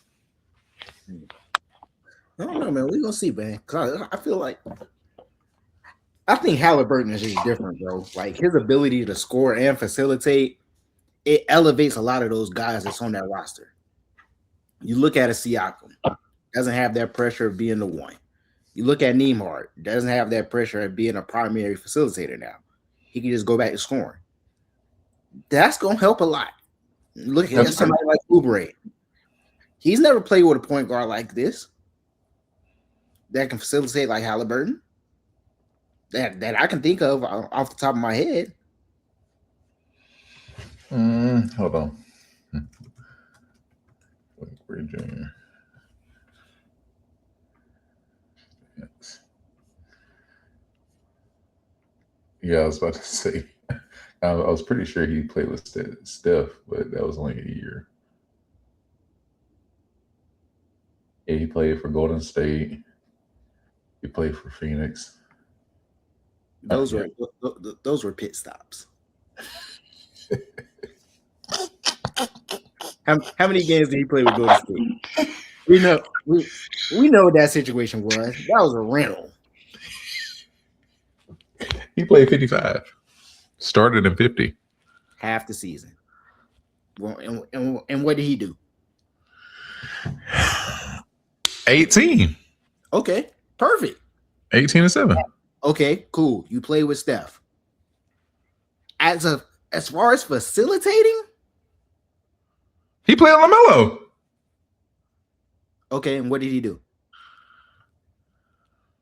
22. Perfect.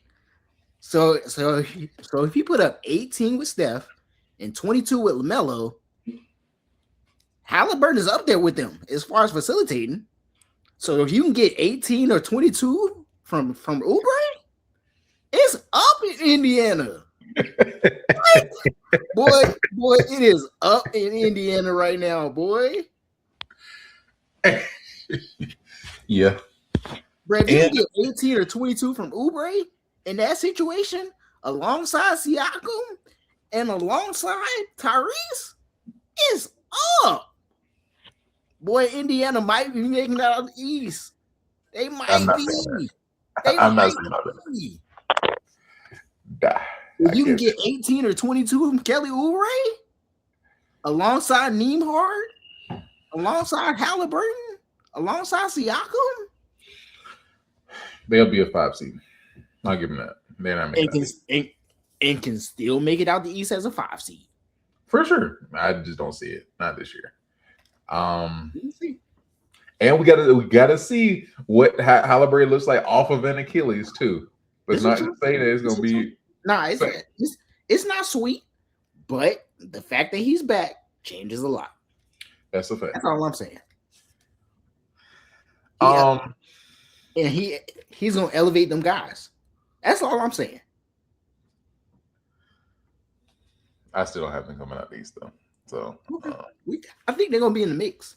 I'm not saying they're gonna win the East. I think they can be in the mix. Let's go to the Bucks. Who lost Giannis? I don't think they're gonna be in the mix. Hey, Tyler Hero, get your shots up, bro. Kuzma, get your shots up, bro. Hold on, Hundo, because I mentioned it on the last podcast. Bro, Braden Burries is a bucket. And coming off the bench. Braden Burries is going to have a real big impact for this team. You got Nate Ament, Brandon Burries. In the trade, you got Jonas, Hero, Highcast. Did they get Khalil Ware in that trade? Khalil Ware. I'm missing somebody. Yakez. Tyler Hero, I sent that. Oh, you still got Miles Turner. You got Ryan Rollins. Mm-hmm. Kyle Kuzma. Mm-hmm. Are they a playoff team? Absolutely not. Are they a play-in team? No. This is potential.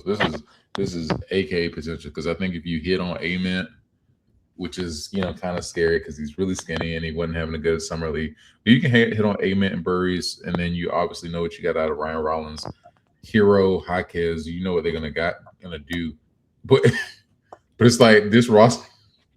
If I'm Giannis, I'm like, I want this roster. I feel like they're missing a star.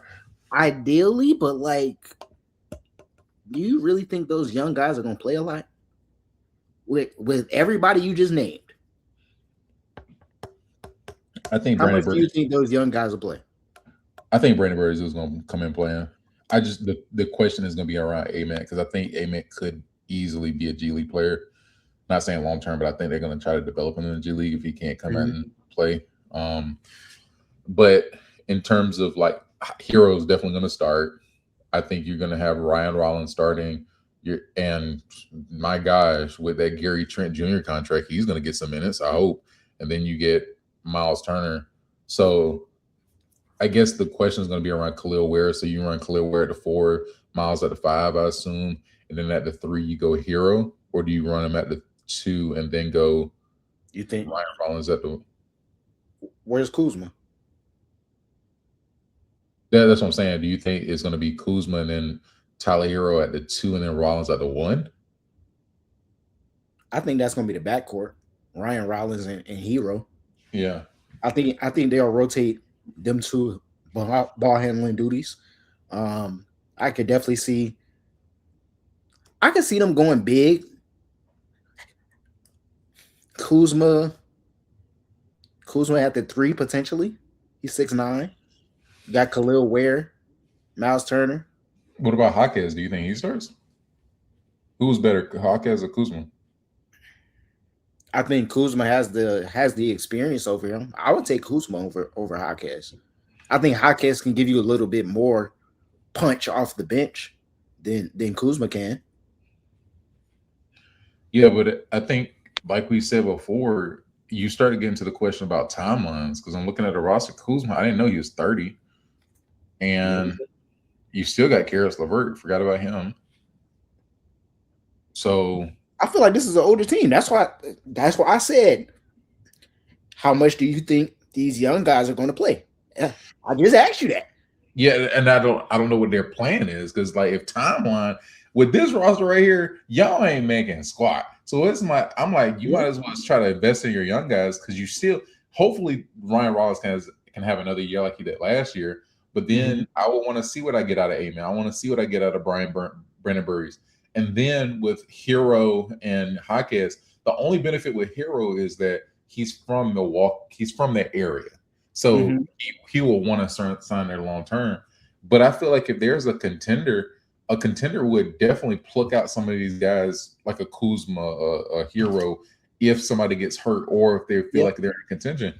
So it's like, I feel like with the amount of picks that they have going forward and the young talent, I want to see what I have with that and, let older guys what.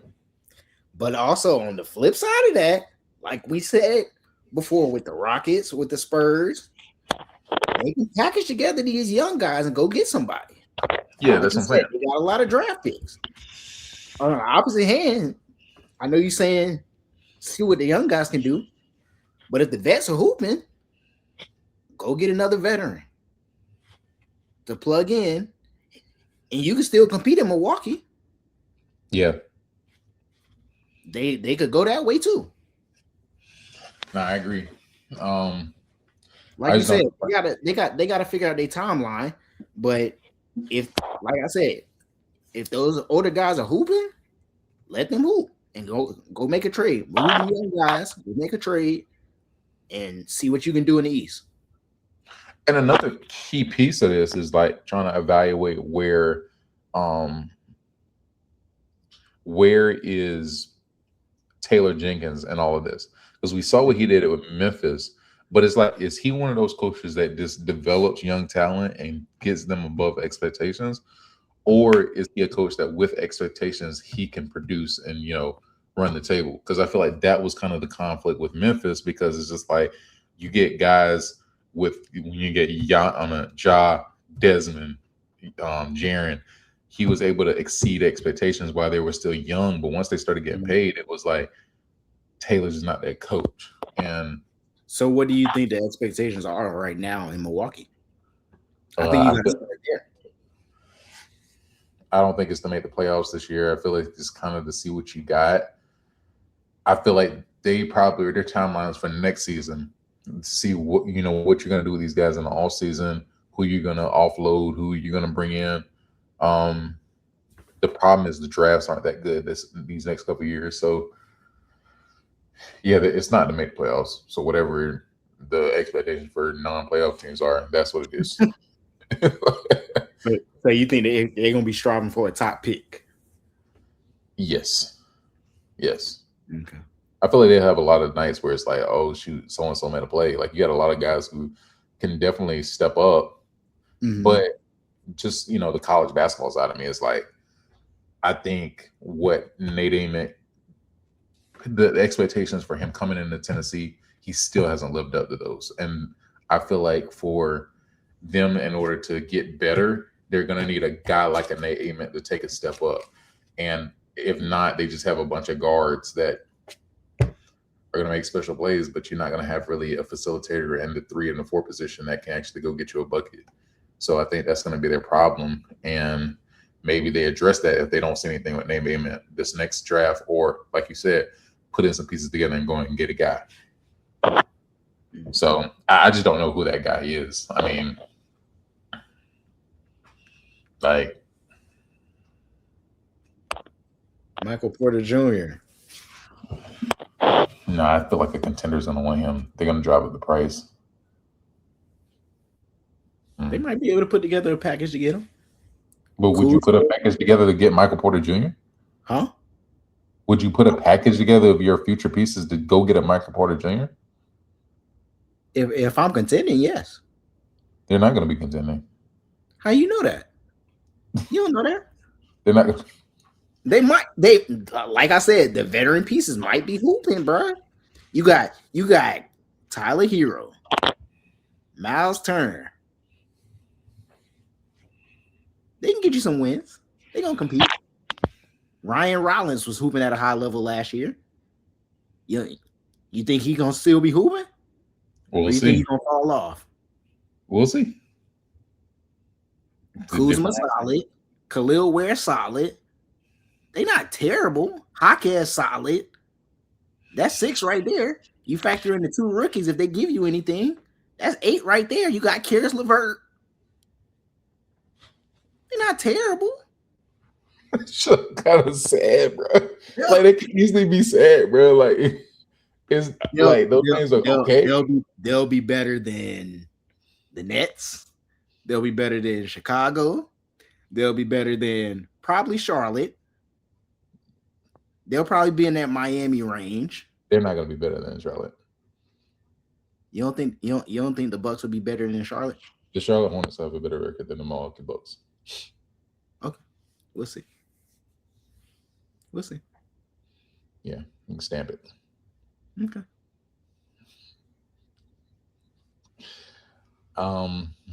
But neither of these teams gonna make the playoffs, just so we can have the record straight. Okay. Yeah, I agree. All right, so let's go to the team that I assume Braun's gonna be on, the Cleveland Cavaliers. Don't try to make that man a decision for him. LeBron will be a Cleveland Cavalier. He's holding it up.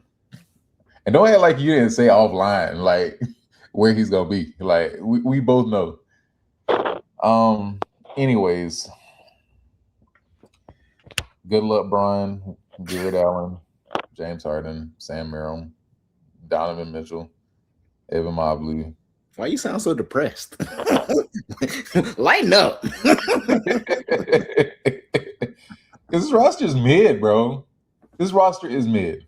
Is that roster better than Miami? Yes. Is their roster better than Orlando?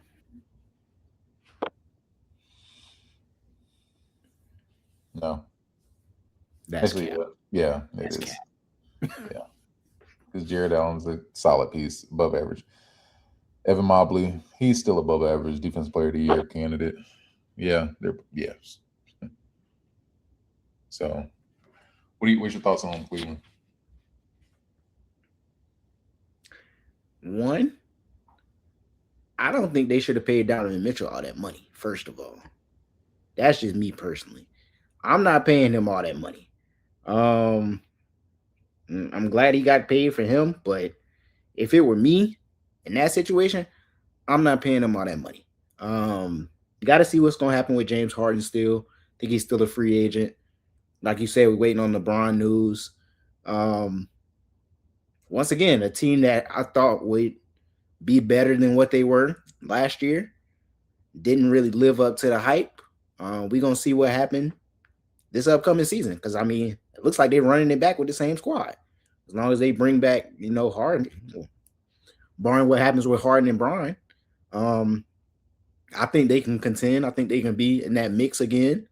Um, they just got to do it. They just got to do it. So, good luck, Cleveland. You muted. Who do you think is better, Donovan Mitchell or Jaylen Brown? Jaylen Brown. Okay.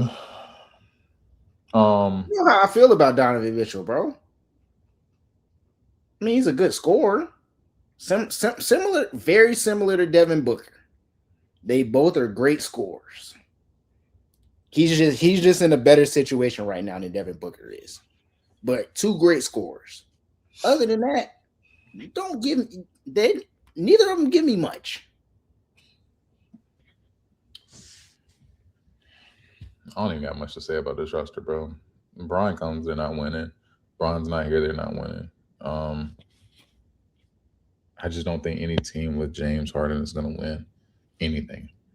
And I feel like we're going to, for the rest of our lives, we're going to be 50 on this podcast still talking about, man, what if with Evan Mobley? And you sound sick. Hey, you sound sicker, bro. I'm just tired, bro. Like this roster is like fatigue, bro. Hey, question: Like, Are you taking Evan Mobley, or are you taking Paolo? Paolo. It's not even questioning me. Okay, what about Mobley or Franz? Mobley. Okay. I feel like it's an interesting conversation, but I would take Mobley. Okay. I guess, like, let's talk about Braun quick. Braun on this roster, like, is he going to be a facilitator? What is he going to be on this roster? And do you think he gives them the necessary edge to get over the hump and win the finals? I think like you said about about LeBron in Miami going to stand in the corner, I think that's what he's going to do in Cleveland. I think that's a very different situation than Davion Mitchell bringing up the ball. You got James Harden and you got Donovan Mitchell as potential primary ball handlers. LeBron is going to be perfectly fine going to stand in the corner. He's going to be coasting until the playoffs. Is he the answer to get them over the hump? Maybe. I know Quinn Snyder is not going to be saying, analytically, we should be up 3-1. He ain't going to be saying that with Bron on the team. Listen, if Bron's on the team, he might not make it to Thanksgiving. Like, Bron said, this is not the coach for us. I got this documentary rolling. I need a win. Yeah. I just don't know what to make of this team. Obviously, we've been trying this experiment for the last 3, 4 years. And now that you paid Donovan Mitchell, you're going to have to try to get that money back somehow in terms of production. So I think he's going to give you a bunch of points, but I don't think you're ever going to be in a situation where you're getting deep playoff runs any longer. I think last year was an anomaly because of us primarily. And just because I think that, like we'll talk about in the future, the Raptors got better and the East is getting better. So their reign as, this top seed in the East, I just don't think it amounts so much with, these guys kind of falling off in the playoffs. Because as much flack I give with Harden, we also got to talk about Donovan Mitchell. Because there's a couple times with the Raptors games where Donovan Mitchell was nowhere to be found on that beach with Coco. Turnovers, yeah. I don't know, bro, because hypothetically speaking, let's say let's say LeBron signs there, right? And James Harden comes back. If they don't win it all, LeBron assuming LeBron's about to retire, you got this big contract with Donovan Mitchell. I assume James Harden is probably going to be on his way out, whether that's retirement or moving on. I don't think he's going to sign a long term extension there. So let's just say they get LeBron and they don't win it all. What do you do next? Do you just keep riding with Donovan Mitchell and just hope he gets you over the hump with Mobley? I like. I'm not saying they're the same player, but I think it's going to be kind of the same situation as you had in Utah with him and Gobert, where it's like you're going to have to make a decision on one of them and kind of start over because even in Utah they had some deep runs, but they just could never get off the hump.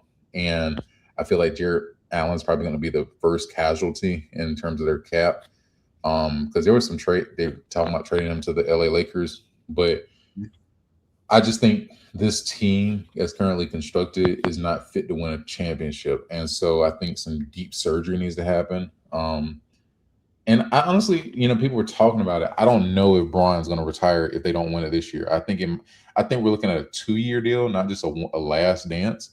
And How do you feel about that? What are your thoughts on that? How much time you got?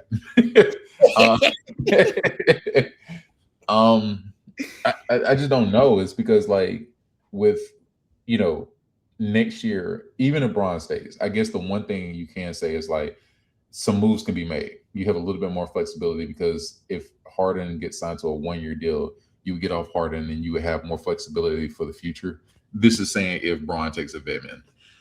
But the problem is, you have your core guys, but the bench gets scarier. And you lost Dean Wade to Philadelphia. And I feel like you're kind of banking on that scoring production happening from Malik Thomas, who had a great summer league.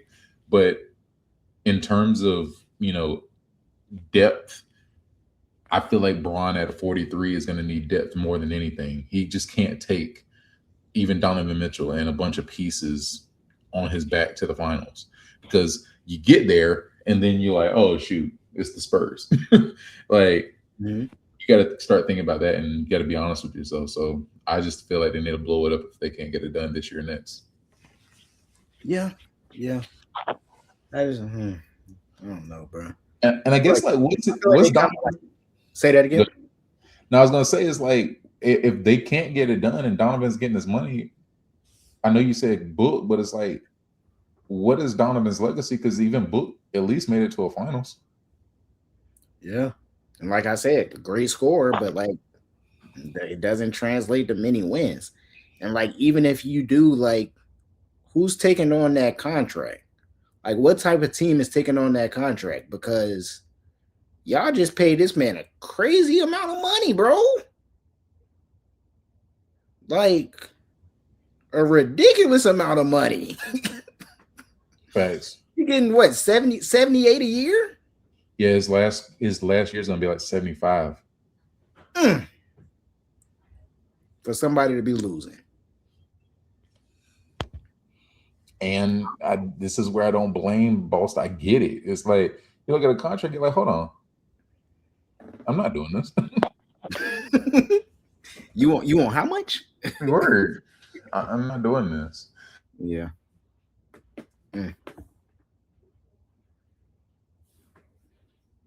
So let's stay in the East. Let's talk about Detroit.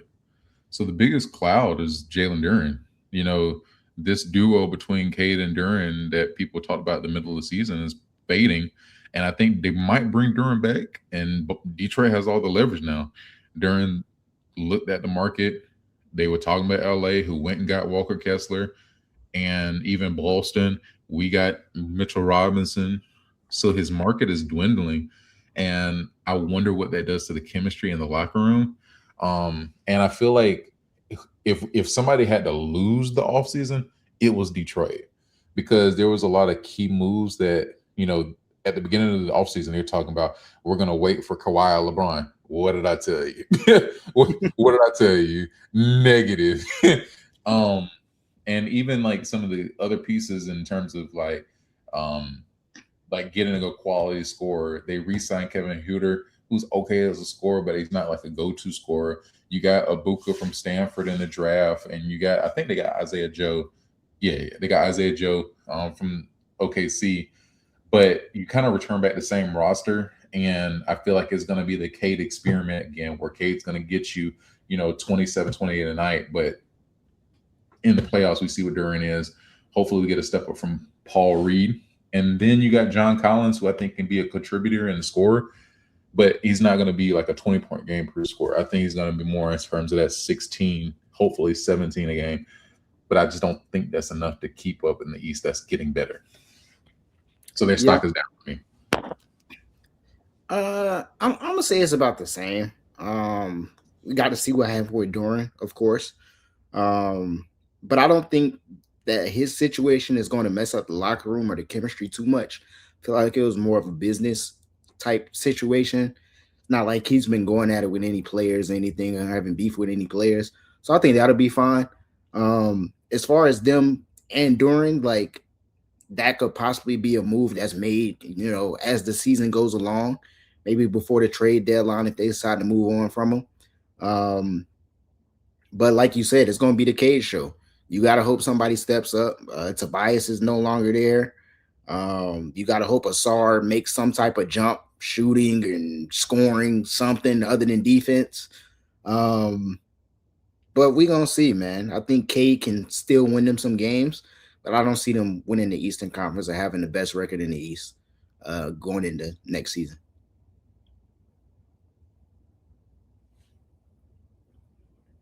That boy keep muting himself, boy. Yeah, I don't want to spend too much time with Detroit. Unfortunately, there's some people mowing the grass outside. So can you hear that? No. Yeah, okay. Yeah. I don't want to spend too much time with Detroit. Honestly, they kind of disappointed me this all season.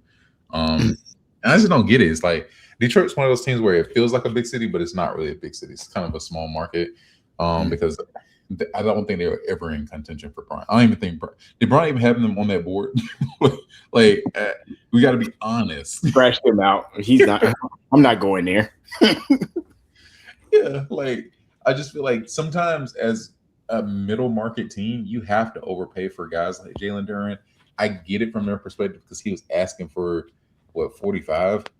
I just don't think he's worth that. But also too now, I think they lucked out in terms of he's coming back and they have all the leverage. So you can probably get him at a 30, 38, maybe 36.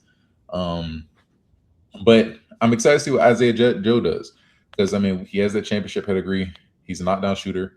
And I think in terms of giving Cade some relief, I feel like there's a couple of positions where I feel like you can give it Isaiah Joe and be comfortable. I think the biggest step for them. Are you playing them together in the backcourt? Yeah. You moving Asar to what, the 3, or yes. Is he coming off the bench? To the 3. Okay. Yeah, to the 3. Who else do they have? Assuming Duran is the 5. Because they lost Stu, right? They lost Stu. Technically it would be Ron Holland. Probably be. I don't know if he's going to be starting. You still got Duncan Robinson. He might start. And then I think they got Wendell Moore. He's not starting. Yeah, I'm trying to think of people who can start because last year they started Dennis Jenkins, but a lot of that was because Cade was out. They collapsed lung. So, yeah, I don't know. I'm gonna look real quick. Oh, John Collins. I forgot. Yeah, John Collins. Yeah, they did go get John Collins. Yeah, that is right. Yeah. So it'll be okay. All right, let's keep going. Let's just do the East teams, and we can come back. Yeah, I'll say that too. Yeah. All right. So we did the Central. So let's go to the last division with the Celtics. The best division. Yeah. Not because of y'all. Yeah, absolutely. I don't know why you said the Celtics first. In terms of championship pedigree, took out 53 years. What have you done for me lately? All right, let's start with the winning teams. All right, so so Boston probably made the craziest move of the offseason, trading Jaylen Brown away for Paul George, expiring contract, and we were in contention. 36-year-old. For sure. We were in conversations supposedly with Giannis, but we Mm. struck out and we had to move him. So now we have a totally new looking roster where everything goes through Jason Tatum. Like I said, you have Paul George, we got Mitchell Robinson from you guys. Thank you for that. And then you got some young guys. You got Hugo, you got Baylor, you got Queta. Hopefully, has another year, and Peyton Pritchard, who some people said they want him to have a Jalen Brunson type of arc. I don't see it, but we'll see. And then my favorite player, well, besides like obviously you got Derek White and them coming back, but Chris Sinak, Chris Sinak Jr. From Houston, he didn't really pan out as much at Houston, but I think some of that is because of Kelvin Sampson's system. Um, there's not really star centric; it's more so team defense is really their claim to fame. But I feel like for him, I feel like he's one of the most athletic guys in the draft that was kind of missed. I feel like he has a bunch of talent. It's just about putting it together, and I think Boston can do that. Amari Williams, they say, has grown up to 7'2", so we'll see how that translates. And in terms of our play style, we know what we're getting. Like it's a bunch of threes, it's a bunch of defense. But I feel like the one thing I can say as a Celtics fan is no 1A, 1B now. This is on Tatum to take us, to the promised land. And what's crazy is Brown did it for us single-handedly last year in terms of getting us to the playoffs. So now you're going to get a case study of what it looks like with Jason Tatum. I feel like in terms of our roster, we kind of looked at y'all in terms of this construction because it's like we needed depth at the big position. You have Queta, who's probably going to be coming off the bench now behind Mitchell Robinson. So that kind of shores us up in terms of rebounding. And Paul George, the problem I have with Paul George is this.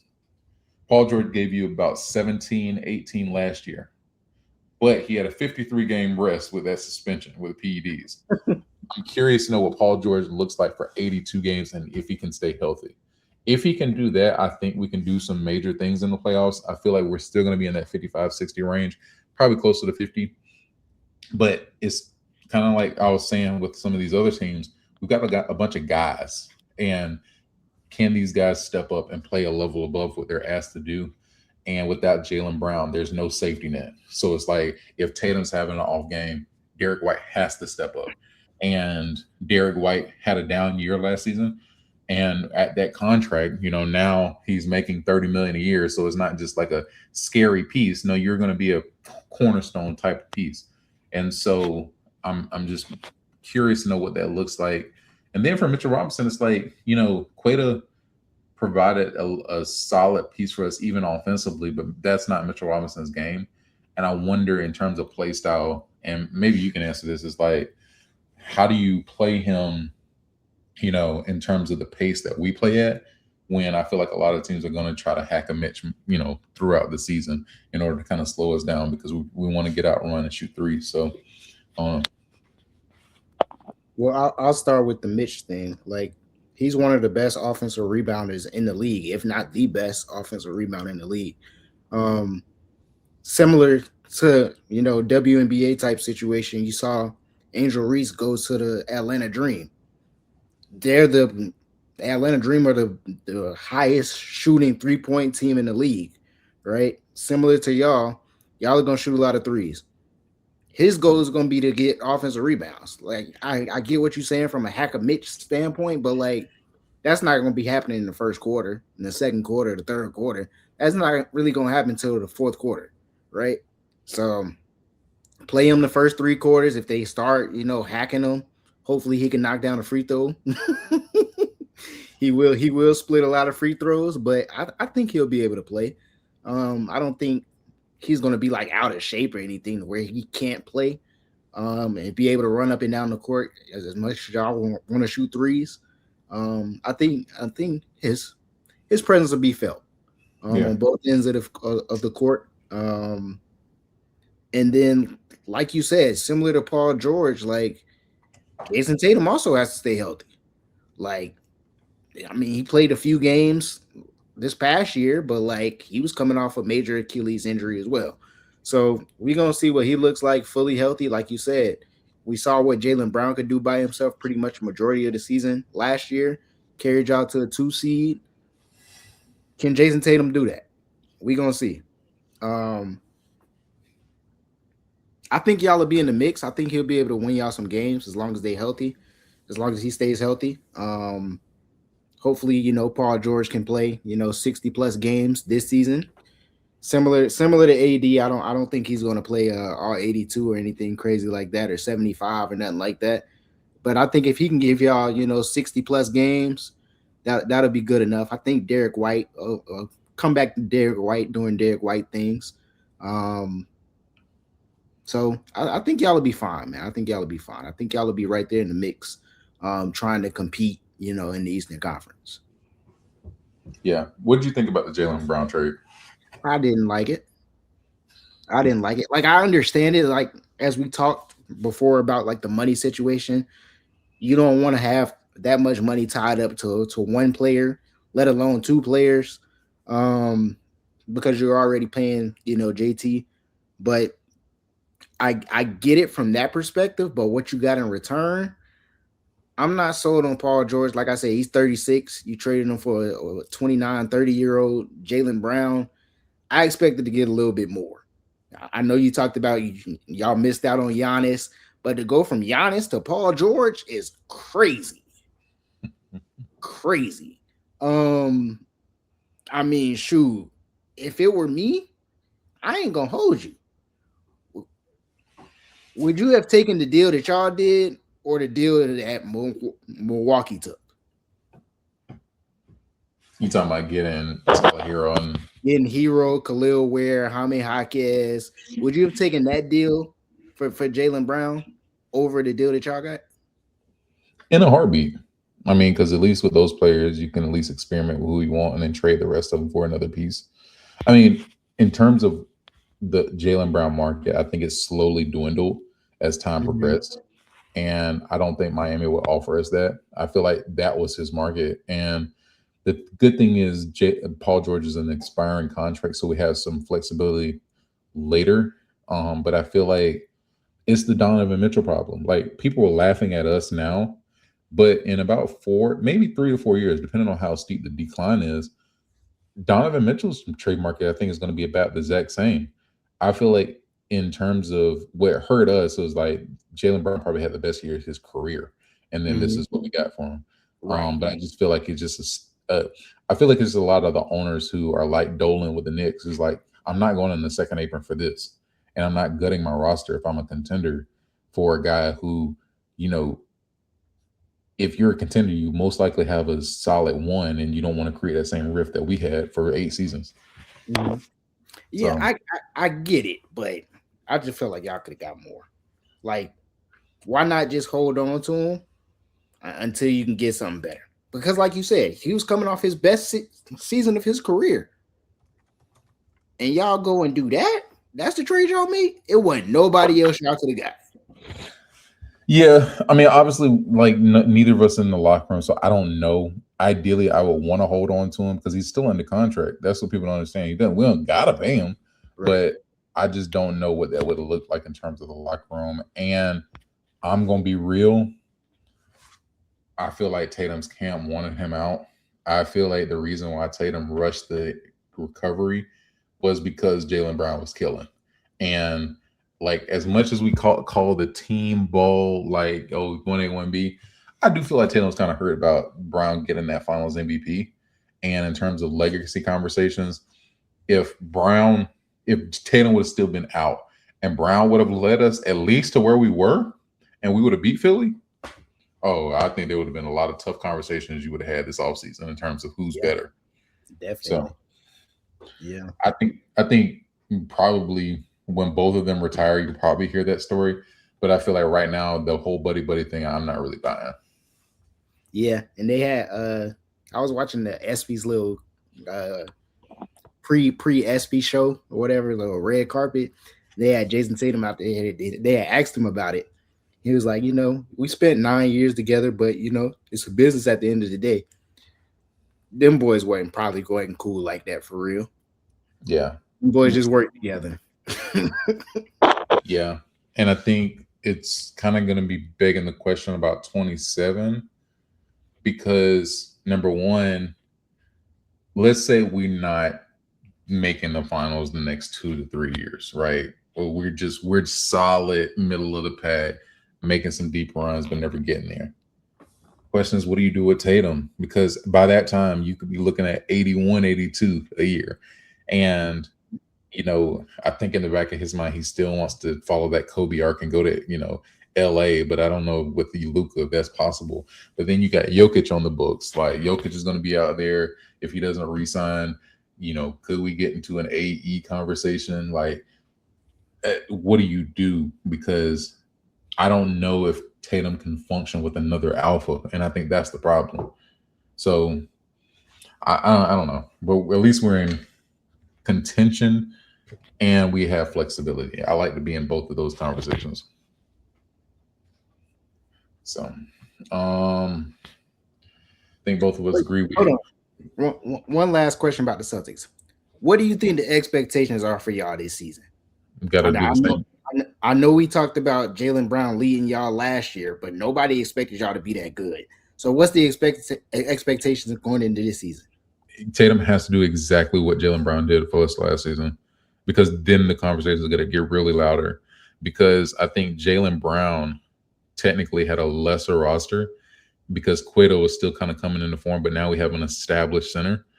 And you've got other pieces that you can actually we don't really have that many holes. And if we can't get to the playoffs, trust me, I've seen it. Boston will turn on you. And I don't think we're going to get to the finals. I think that's unrealistic this year. But I feel like in terms of our play style and Missoula, because high key, I've read some, Celtics Wire, nigga, people were talking about Celtics, Missoula might be on the hot seat, if we don't make the playoffs. So Boston is not like a sorry organization. We do pivot quickly, especially Brad Stevens. So yeah. All right. Let's knock out Brooklyn. So we already talked about this the last episode. What's the direction, man? What are y'all doing? We know y'all about to be sorry. Straight up, respectfully. I'm gonna just name some of these names. Tyler Bilodeau, Michael Brown Jr., that was their pick. He's solid. Noah Clowney, Igor Dimon, Keon Ellis, Tyson Etienne, Joshua. Them boys had a breaking news post about Keon Ellis signing with the Nets, bro. I saw that joke a couple weeks ago. I said, bro, this is not breaking news, bro. Hold on, let me keep going. Joshua Jefferson, Chaney Johnson, EJ Liddell, Terrence Mann, Josh Minot, MPJ, Drake Powell, Julius, Ben Saroff. Your boy Drake Powell? Deron your guy. That's your guy. Nolan Traore, Moritz Wagner, Danny Wolf. Hello, Cancun. They can go ahead and book it. I mean, don't even show up. Don't even show up for the games. Your hotel should be booked right now. No. Go get your boy Cam Thomas, man. Bring him back, man. Man. Free MPJ. Horrendous. This team sucks. They about to be so sorry. This team is horrendous, bro. I can't name a star on here besides MPJ, who's borderline all-star. Get him out of there, please. Yeah, you gotta hope Igor gives you something at the point guard position. Hopefully, he could be a Josh Giddey type of player. We gonna see, but yeah, it might get ugly over there in Brooklyn, man. They gotta figure something out with all them young players that they got, man. They gotta hope somebody pop. In terms of timeline, do you think Julius stays, or do you think he's on the move again? Yeah, he needs to go too. That's not him and MPJ are not long-term solutions there.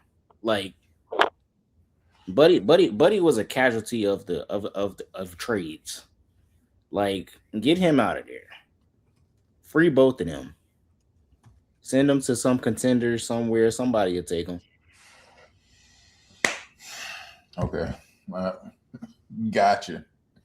Feel like they're gonna be in the same situation, and I feel like honestly, it just feels like what they're trying to do is the same thing before they did KD and Kyrie. Stock up on a Jared Allen, Karis LeVert, all these guys, so they can make another move. But I feel like it didn't work before. So, And so what teams would you like to see Julius Randle or MPJ on if they were to get moved? MPJ can be a Celtic immediately. High key, like I don't think he should have left Denver. I know he was hurt. Um, but I feel like in terms of what they're getting from Cam, if they could just unlock this MPJ, I feel like Denver would be nasty. Yeah. Yeah. So Houston. I feel like I don't know if you what your cap situation is, but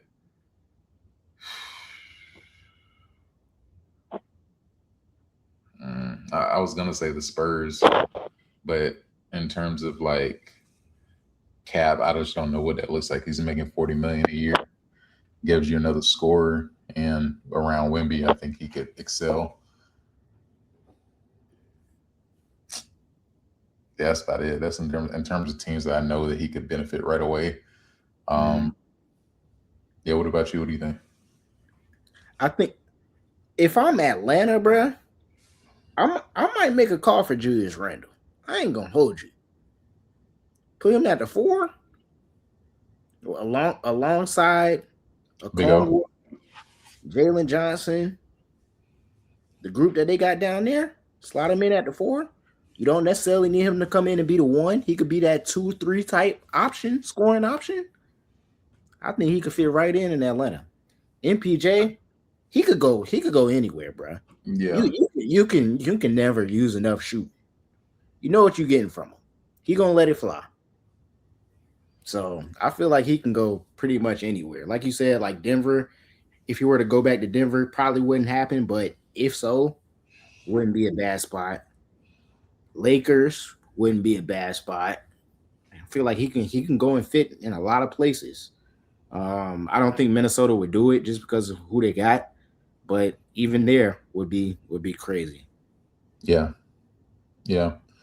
Um, I guess both of us have stock down for Brooklyn.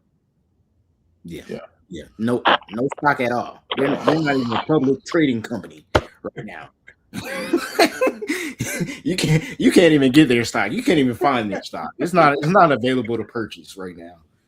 Yeah, find their stock at the local QT. It went $1 gas. You get 1 point. Them boys gonna be handing out tickets. We need some people to come to the game tonight, free of charge. They should not be charging nobody for no tickets to come to their home games. Bryce Them Brooklyn. tickets should be free. I mean, who do you put on the poster besides Mark? Well, MPJ and Julius and Michael, I guess. Yeah. Okay. All right. Let's keep going. Tickets for the low. Let me go see what their season tickets price is for the Brooklyn Nets home I think game. it's on here. It's probably something crazy. See some garbage. Bro, what? All right, so let's talk about the other team in New York, the defending champions. Say it a little bit louder. I ain't hear you. What you saying? That's the only volume you're gonna get. Shout out to them boys. I'll kind of let you take over this conversation. I guess outside of Mitchell Robinson, the roster kind of looks the same. You're replacing with Draymond. I mean, not Draymond, but Andre Drummond. What's your thoughts? Go ahead. Yeah, man, cheaper option than Drummond. We talked about it before offline, but shoot, if Drummond can come in and be the rebounder that he was last year, I don't think we're gonna miss Mitch too much. Like I say, he was one of the best offensive rebounders in the league. But shoot, we're running it back with Cat. Everybody else is pretty much back, bro. Like it's gonna be exciting.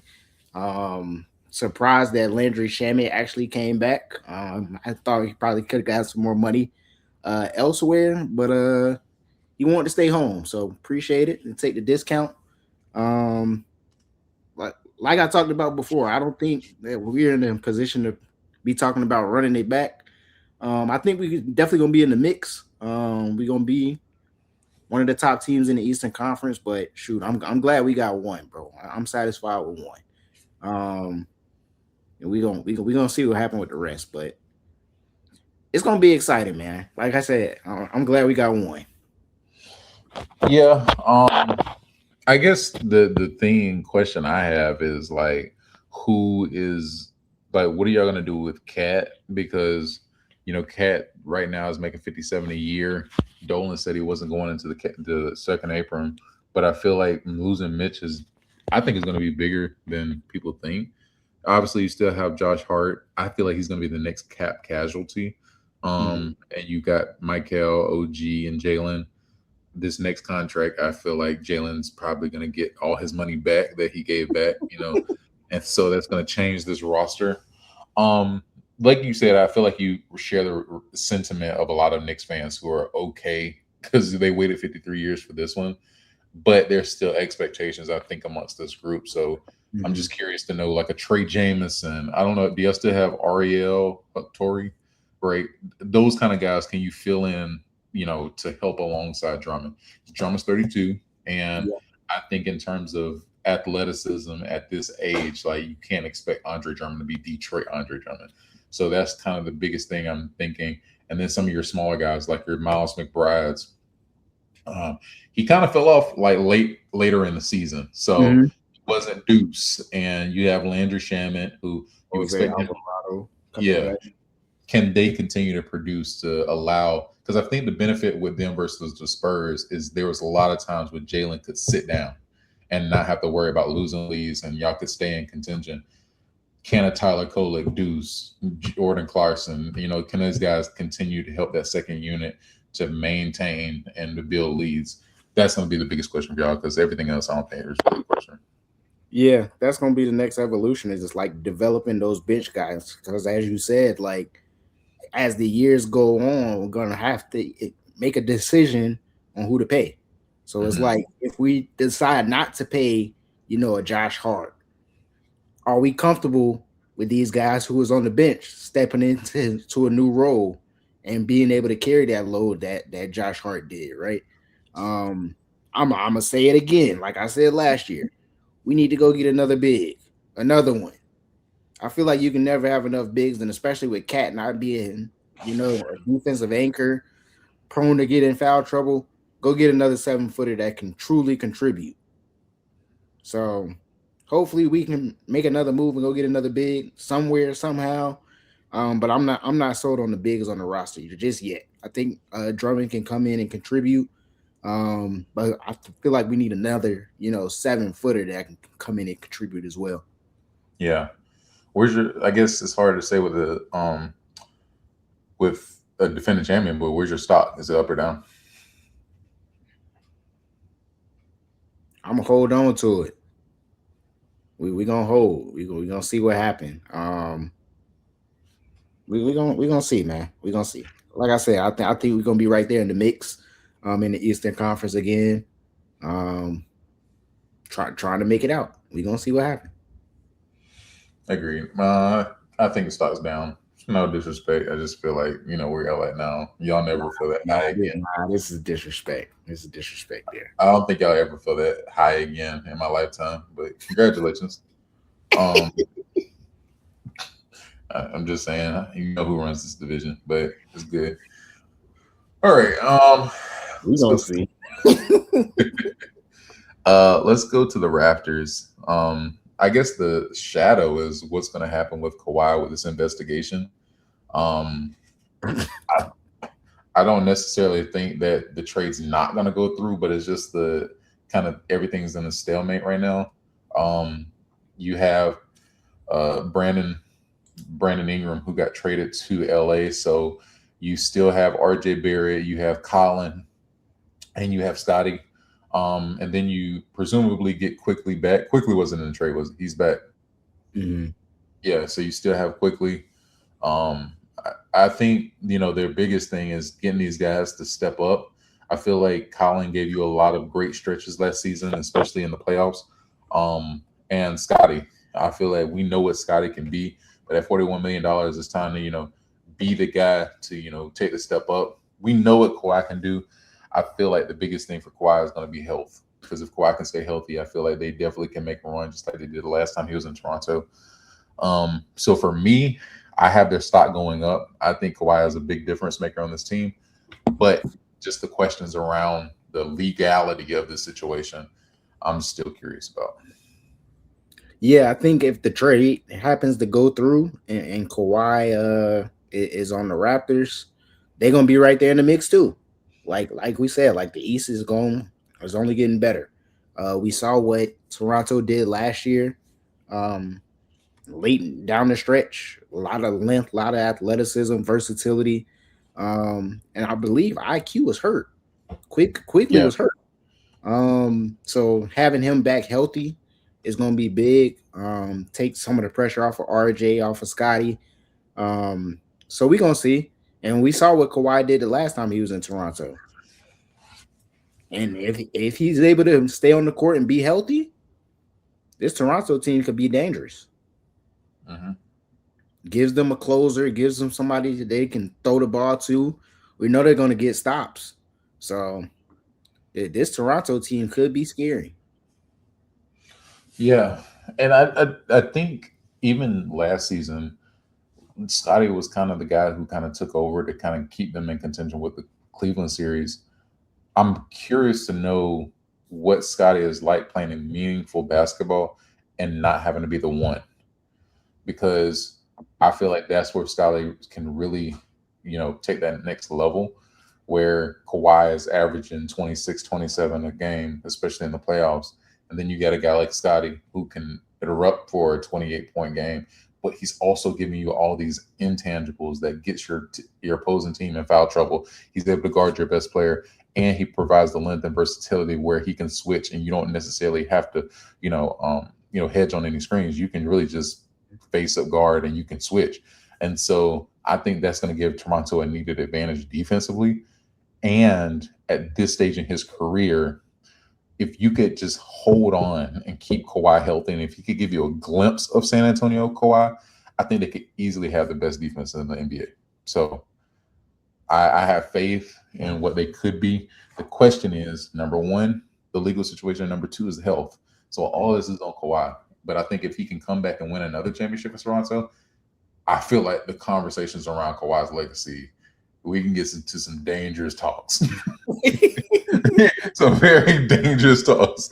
Yeah, So we gonna see. I don't know if they just there yet as far as championship for this team, but we gonna see, man. We gonna see. I definitely think they can definitely compete in the Eastern Conference.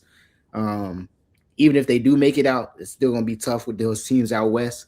But hey, anything can happen, man. Anything can yeah. happen. Do you think this team is a contender? I think so. If that trade goes through, I think so. They might make a move for another big. We'll see, but I think they're gonna be right there in the mix. Okay. All right. The last team that Brian could potentially go to.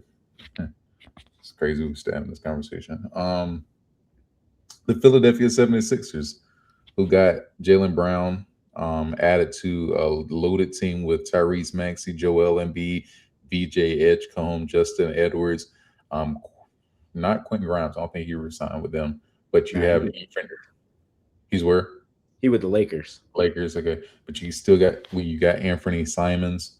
So the team is loaded. So well, let's have a pre-Braun and a maybe Braun conversation. I guess currently constructed. Where do you see Philadelphia, and what's your stock headed? Yeah, I like the roster that they put together, bro. Like we talked about, we saw what Jalen Brown did with y'all roster last year. This roster is better than that roster, right?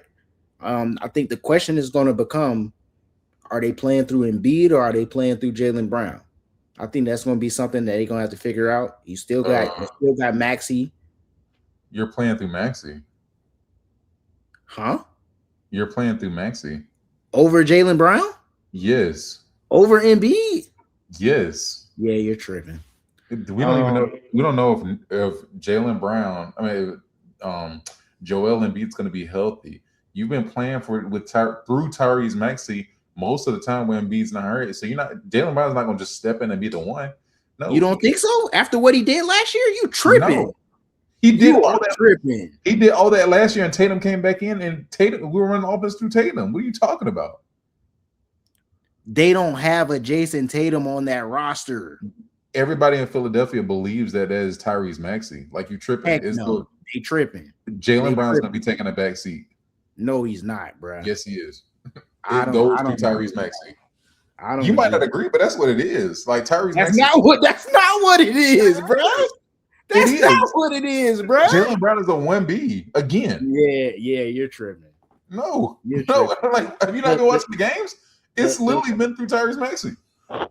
Because Embiid hasn't been there, and neither has Jaylen Brown. And Embiid probably is not going to be there again. And Jaylen Brown, he is not a 1. He's not a 1. Get that out of your head. So he wasn't a 1 for y'all last year and carried y'all to a 2 seed? And like I said, when Tatum came back, we ran the offense through Tatum. Jaylen Brown was Tatum played 20 games, bro. Exactly. That should show you. Okay. So what happened to other 60 games? He was injured.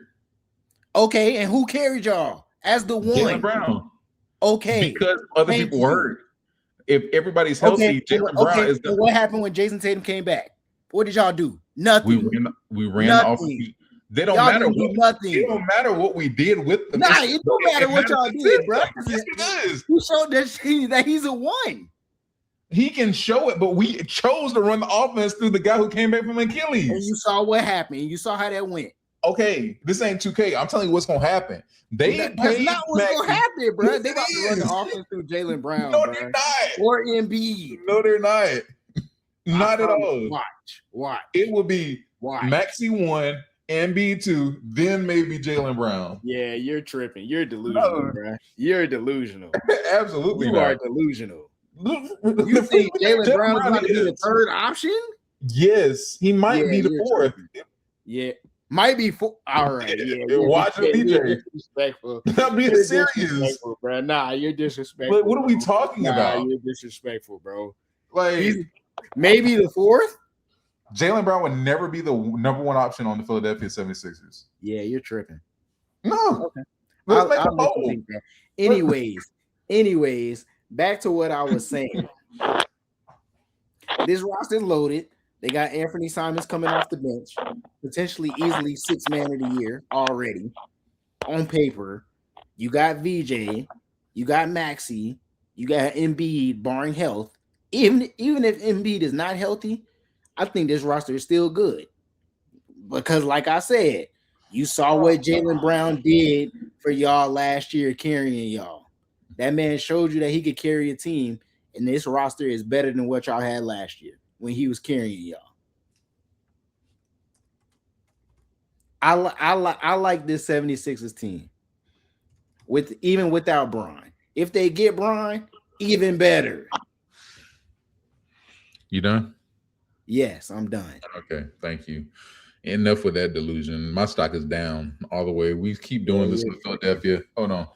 We do this all the time, Philadelphia. If people can go back to our previous podcast, I had Philadelphia winning the championship, coming out the East last year, and what do? Get injured, and they were the normal 76ers. I think the same thing happens this year. We can't trust Embiid to play 60 games. We didn't even trust AD to do this. Why am I trusting Embiid to do that? And then it's going to go through Maxey. And I feel like BJ is going to take a step up, and Jaylen Brown is going to be a 1B, maybe 2. And I feel like it's going to be the same situation as Boston.